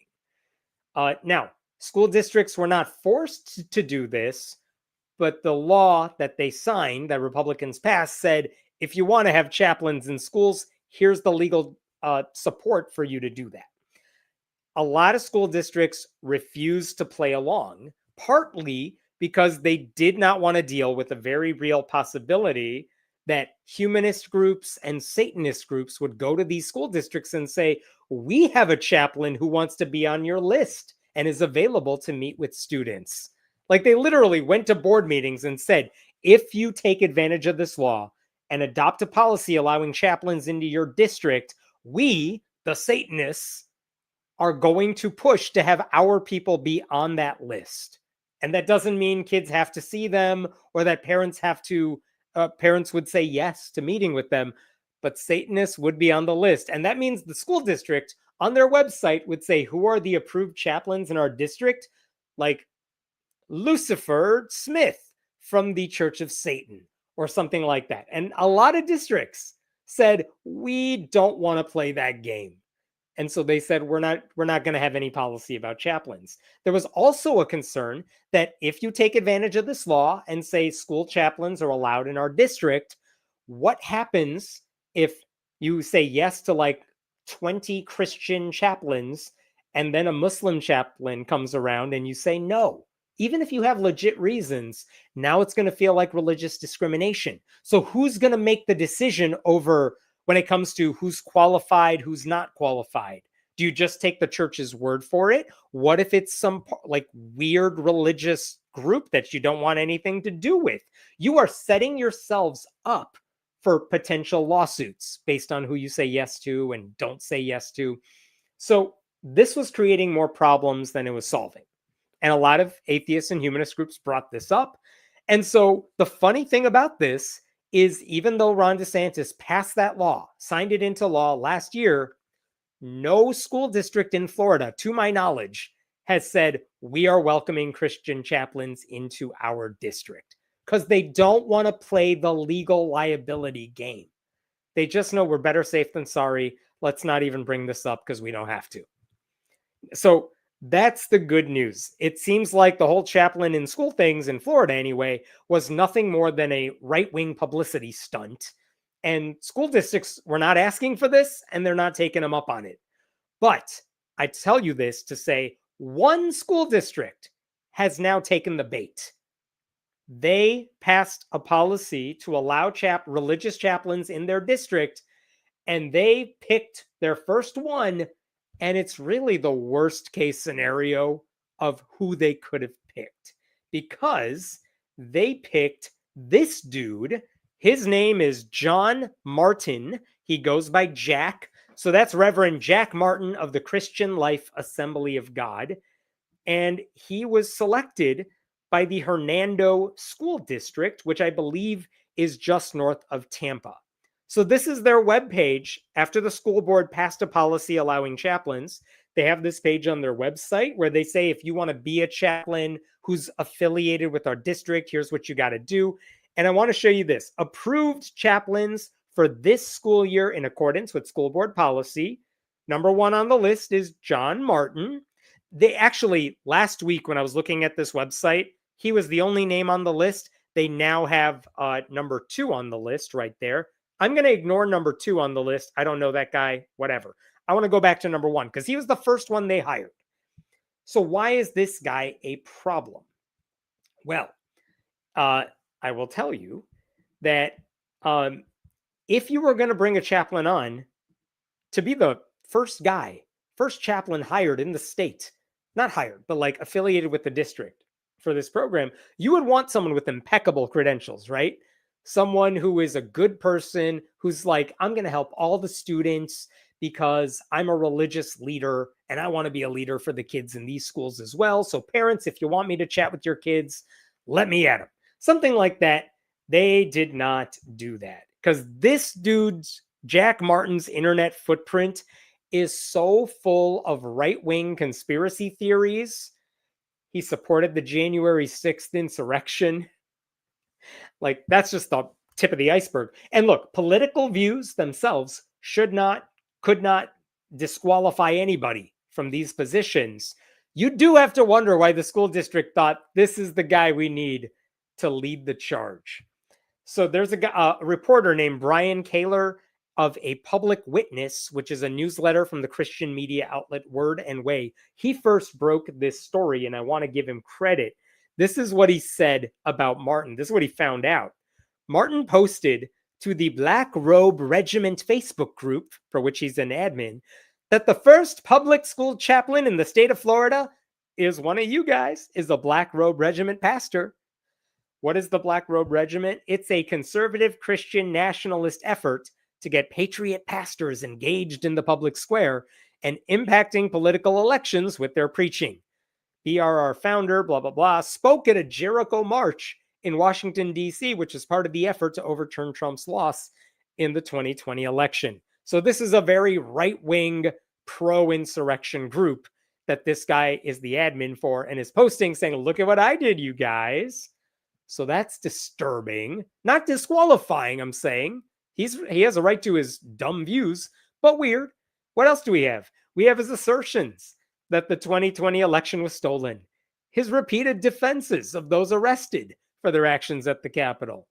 Truth be told, the crime in the Capitol that day was the ratification of the theft of the presidency of the United States.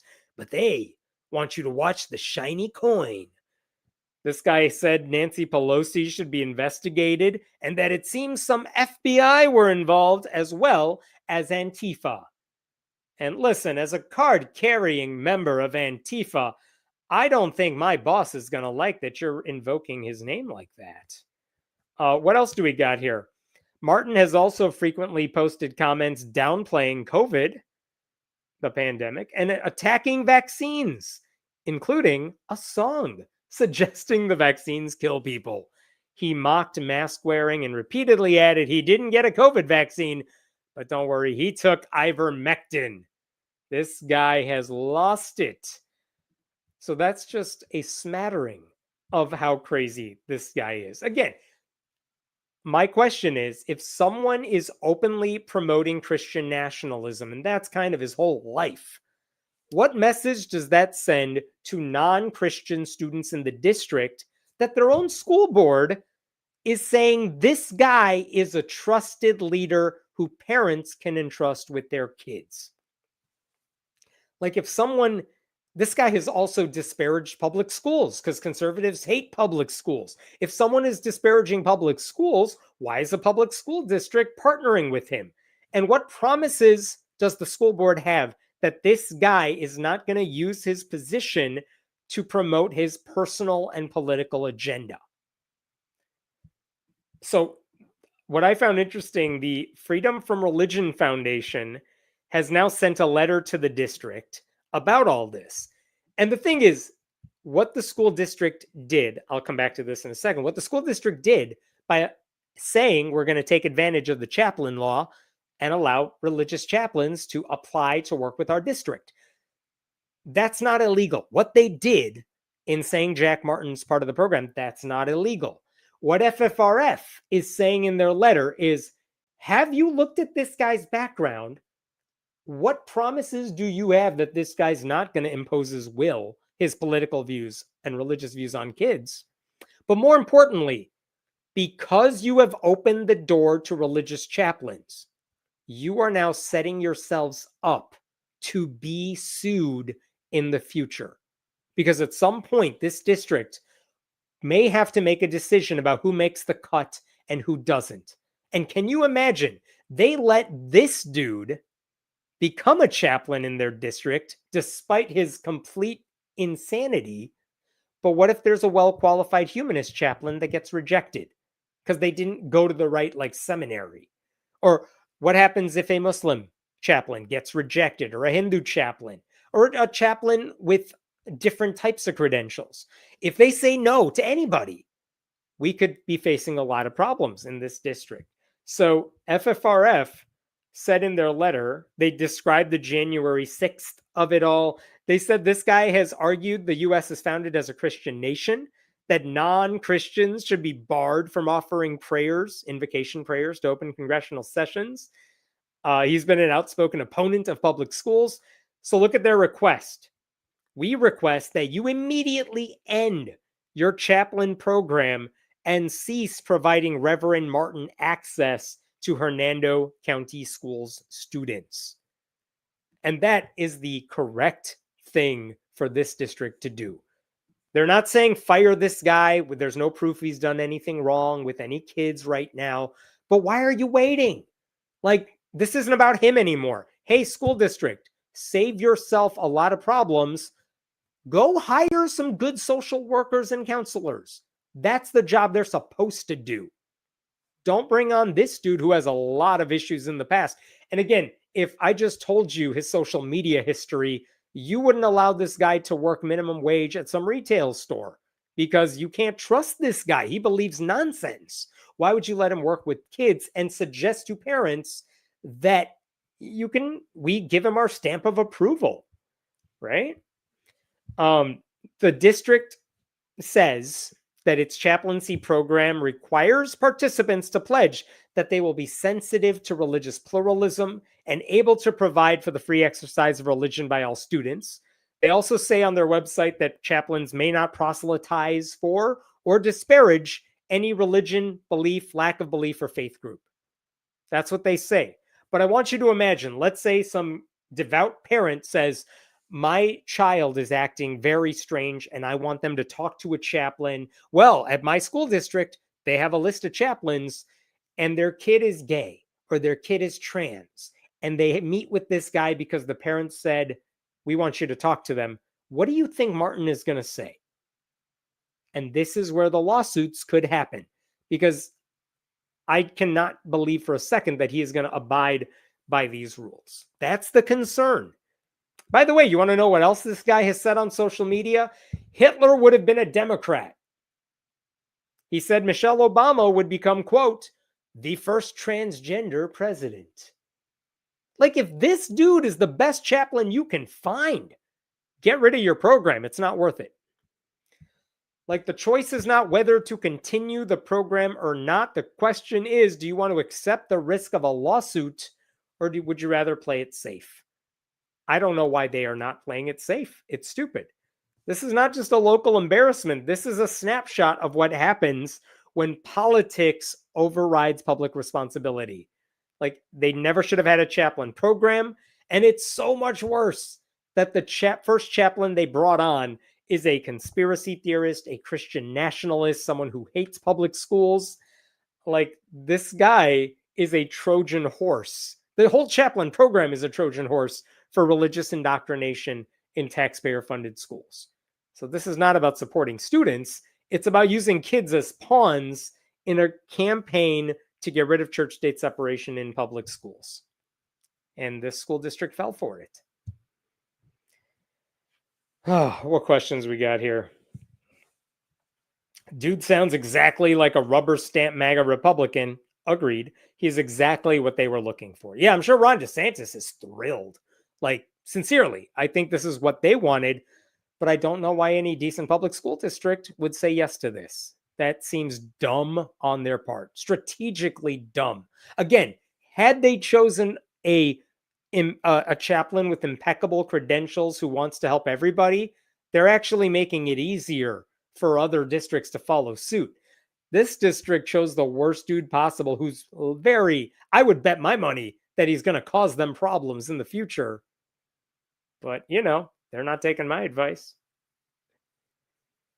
Social workers aren't paid enough. Just wanted to remind people that. Very true. Counselors at schools are not either. But they're not fixing that problem in Florida, are they?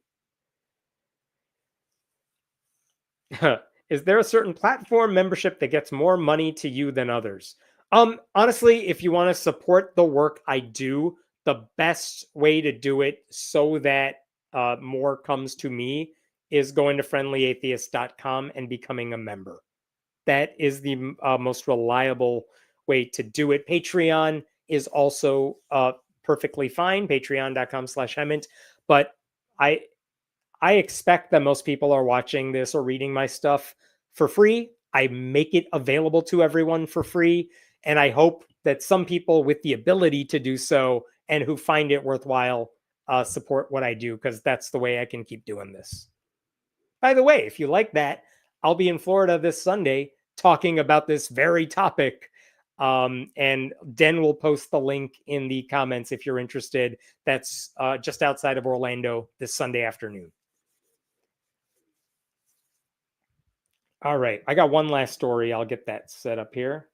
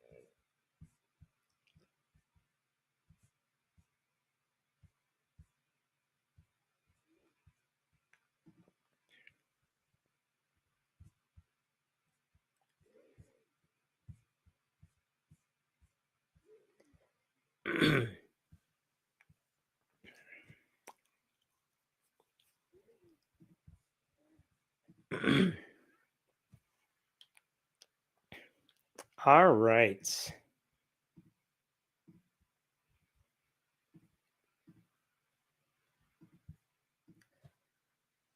I will go ahead.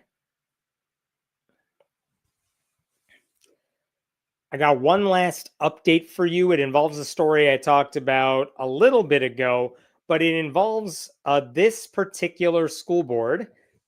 This is the Chino Valley Unified School District in California. Uh, you could see their shirts. They all say "Save Girls Sports." This is a very anti-trans group of people. But in general, this is I'll summarize the story I talked about not that long ago. I won't do all the details since I went into it before.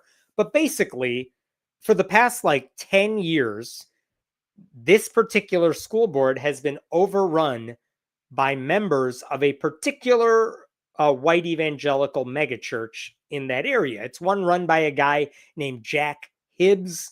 He is a big player in right-wing Christian circles. And basically, that church said, we want our people to take over the public school district. And they did about 10 years ago. And when they did that, they started turning the school board into like an extension of their church.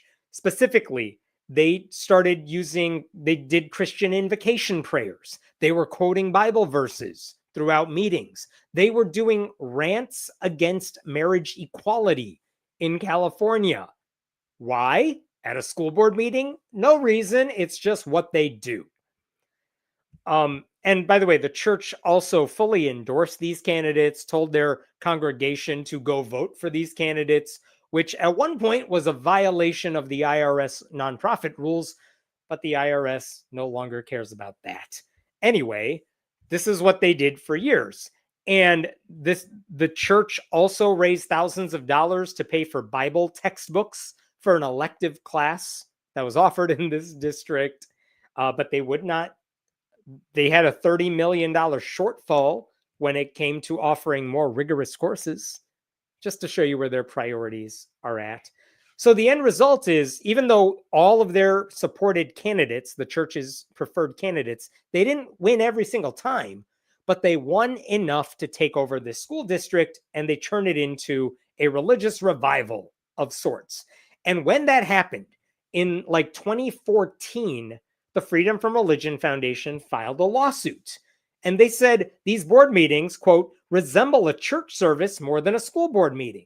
And in 2016, a federal judge said, yeah, that's not okay, and ruled in favor of FFRF. They said the board cannot pass a prayer resolution. You cannot proselytize at board meetings. That is clearly an endorsement of your religion, and that's violating the First Amendment law.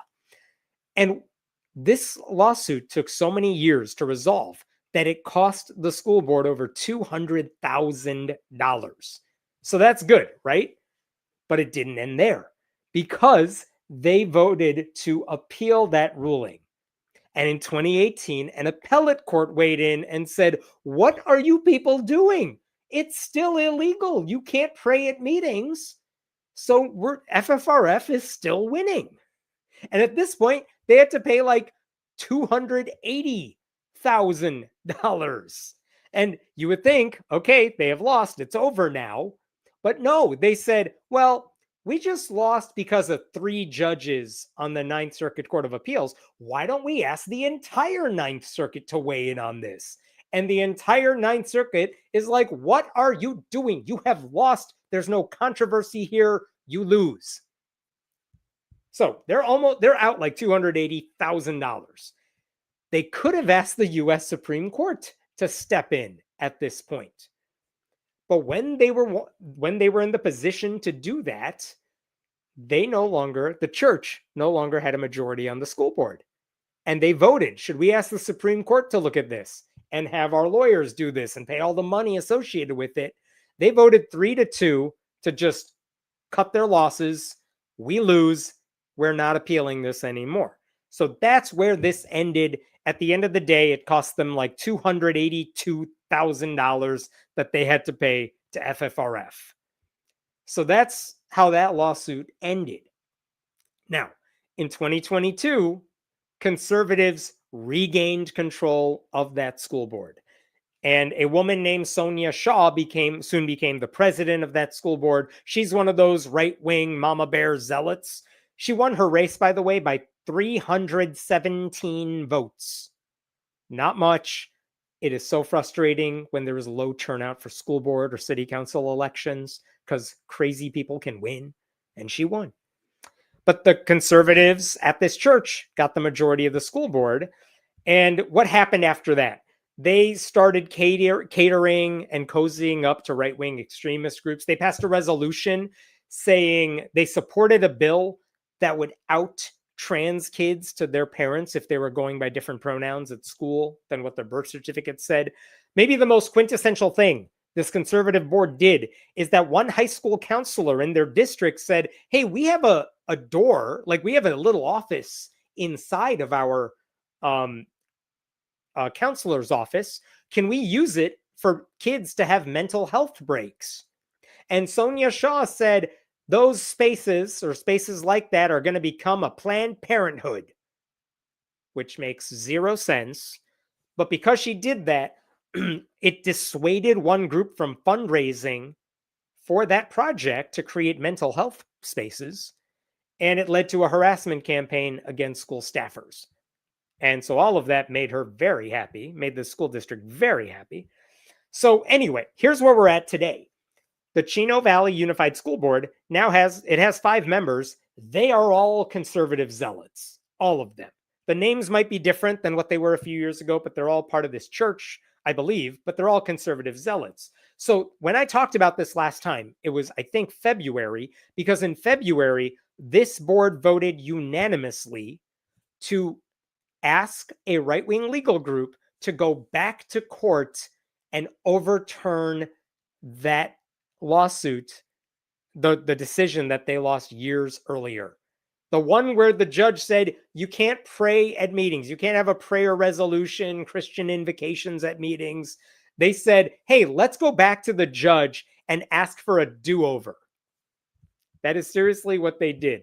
This is what they sent to the courts, U.S. District Court. Hey, to all parties, blah, blah, blah. What they're arguing here, the law on which the injunction was based has since been overturned by the U.S. Supreme Court. I won't get into all the legalese here, but they're basically saying that, remember that football coach that wanted to pray at midfield after football games? When Neil Gorsuch lied about all the facts of that case and ruled in favor of that football coach, the conservatives on the court said there used to be a test to decide whether what a government was doing was violating church-state separation. And it was called the Lemon Test. And what that decision, the Kennedy decision did, is that it said the Lemon Test is dead. We're not using that anymore to decide if something violates church-state separation. Instead, what they said is, we should go by, is it tradition?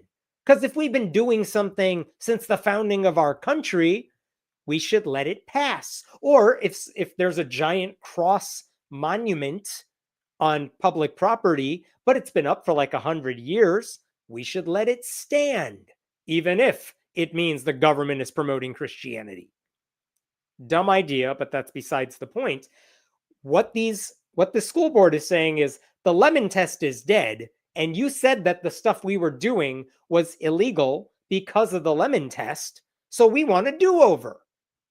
Reconsider our case. And so they filed a formal request asking for this redo. And the Freedom from Religions Foundation said, all right, I guess we'll keep fighting this one. Like, feels like a waste of our time, but I guess we'll keep doing it. But I have some good news here, which is that the judge in the case on Monday of this week, he said, I don't even need a hearing for this one. I'm just going to go ahead and rule. And it's a very short decision. Where did it go? Like, This is an extremely short court reporter, not reported. Like they didn't have anyone in the courtroom. Attorneys present? None, because we don't need anybody here. And basically, I'll jump down here. There were a couple reasons this judge said, my decision is we are not doing a do-over in this case. Number one, why the hell did you people take 3 years to come to me to say you want a do-over? Look at this first paragraph under letter A. Plaintiffs argue, this is FFRF. FFRF is arguing that these people did not file the motion within a reasonable time. And this is interesting. Let me find this here. First, the defendants, the school board, they waited over 3 years after the Kennedy decision to file this motion. Why did you take 3 years? It was published in June of 2022. We know you knew what the decision said.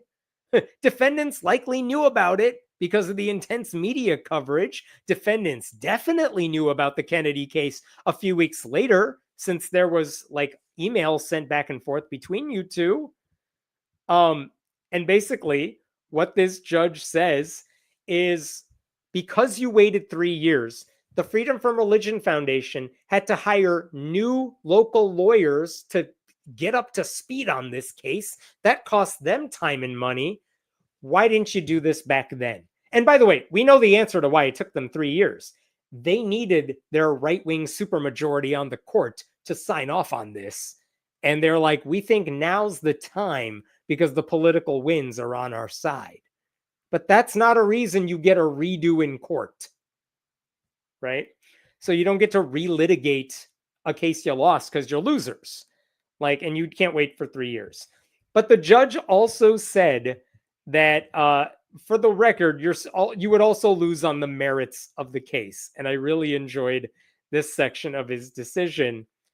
Even though this court relied on the Lemon test, the top line there, it correctly focused on the coercive nature of the school board's prayer policy, which is another way of saying, yeah, we might have said this violates the Lemon test, but you guys were doing Christian invocations at your meetings. You were pushing Christianity at your meetings. It doesn't matter what test I use. That's still illegal, right? They also said here, and I want to quote this correctly. Yeah, look at this. Nothing in the Kennedy case persuades this court that the Supreme Court intended to override its line of school prayer cases banning prayer involving public school students that is problematically coercive. So basically, even this Supreme Court says you can't force religion on kids. The reason that football coach won is because the Supreme Court said he wasn't doing that. But you guys totally are. So it doesn't matter if the Lemon test is dead. You're still wrong. So if you want to look at history, the judge said, guess what? It doesn't matter because there's no history of school board invocations. So under no circumstances, there's no law that says what you were doing was okay. And I love that the judge just let them have it. And at the very end of this, he kind of comes to this conclusion that the court finds that the defendants have not articulated a sufficient basis for relief, which is his way of saying, go away, you have no argument. And so what this means now is that prayer is still banned at Chino Valley Unified School District board meetings because board members are legally required to do their damn jobs, whether they like it or not. And I liked one other thing that I wanted to show you. FFRF clearly took this as a victory, as they should, but I want you to see what they said. First, just the celebratory remark. We are so pleased that reason and our secular constitution have prevailed here, and that the families in the school district will not have to endure coercive prayers in order to attend school board meetings, said Annie Lori Gaylor, FFRF co-president. But look at this. FFRF's attorneys plan to file a motion seeking additional fees. The district fails to protect taxpayer money as long as it continues to pursue this renewed attempt to coerce families to engage in prayer. I love this. FFRF is saying, we're glad we won. Thank you, Judge. Hey, school board, You owe us. You wasted our time by trying this publicity stunt. You lost, and now you owe us even more. Apparently, $282,000 was not enough, so you got to learn your lesson the hard way. Like, that is the right outcome. And I hope a lesson for those school board members who are clearly more interested in spreading Christianity and wasting taxpayer dollars than helping kids. And I do not know for the life of me, why do you want to become a school board member if you don't give a shit about the kids? Because these people don't. They are interested in forcing their religion on kids, but like, go do that go homeschool your kids. Go do that at church. We expect the indoctrination there. Don't ruin everyone else's good stuff. Like, this is why we can't have nice things, because there are some people who want to ruin nice things for everybody else. So this isn't just a legal victory. This is a rebuke of their theocratic overreach. This board has spent a decade using their power to push an evangelical Christian agenda. They have no business doing that in a public institution. This lawsuit was never about tradition. It was about their ability to preach and coerce kids into their faith and erase the line between church and state. And the judge thankfully saw through it. He called it out for what it was. And he reaffirmed that you don't get to revise history to justify something unconstitutional. So I hope that's a lesson to other school districts as well. School boards are not your pulpit. It shouldn't take a judge to tell you that. But apparently the board members in this district and the idiots who vote for them don't seem to understand how public schools ought to work.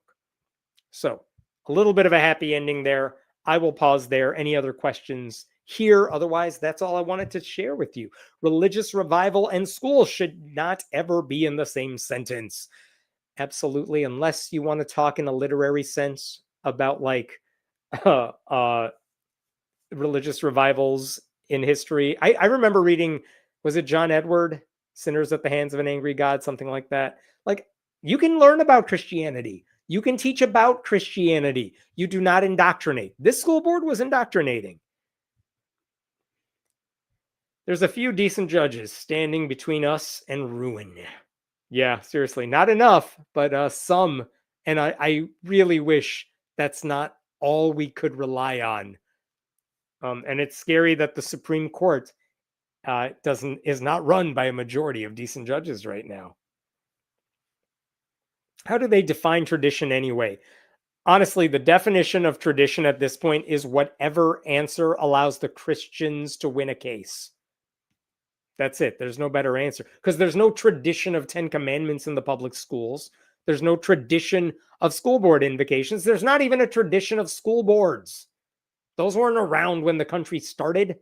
Like, they just make up their definition to just say, well, it's been up for a while, this giant cross statue on public land. It's been up and no one complained about it, mostly because we threatened their lives and we would have made their life a living hell if they did. And it's been up for a while, and it should be allowed to stay up. That's how tradition works if you're a right-wing Christian. I wonder what the Supreme Court would have done if they had gotten it. Honestly, I don't know if they would have taken up this case, because when it comes to church-state separation, they usually don't take, as far as I can tell, they don't take super dumb cases where the bad guys are the ones they would have to side with. Like, they like edge cases where they can twist the facts to support their side, which is what they did with Kennedy. This one, I don't know that they would have taken this one up. But also, I mean, I think I would be foolish to underestimate how evil they are. So who knows? I'm glad it's not going to get to that point, though. Who are you rooting for in the MLB now? Honestly, I did watch a couple of these games. I was going to say I don't even know who's playing. I guess I do know who's playing. I don't care. I like it when underdogs win. So whoever shouldn't be winning is who I'm rooting for. I don't care. That is correct. The answer to our trivia question earlier. I will be in Orlando on Sunday. It's free. Details are there. I will be speaking for the Central Florida Free Thought community. Go to their website if you want to learn more. It's on Facebook as well. But it's a live event. I'll be there. I hope I see some of you there. And if I do, please tell me that you heard about the event because you saw it on this live stream, because I have no idea if anyone hears about that stuff through this live stream. Thank you to Den for helping me out, and I'll be back next week at this time. And yeah, have a wonderful week, everybody. Go to your No Kings rallies.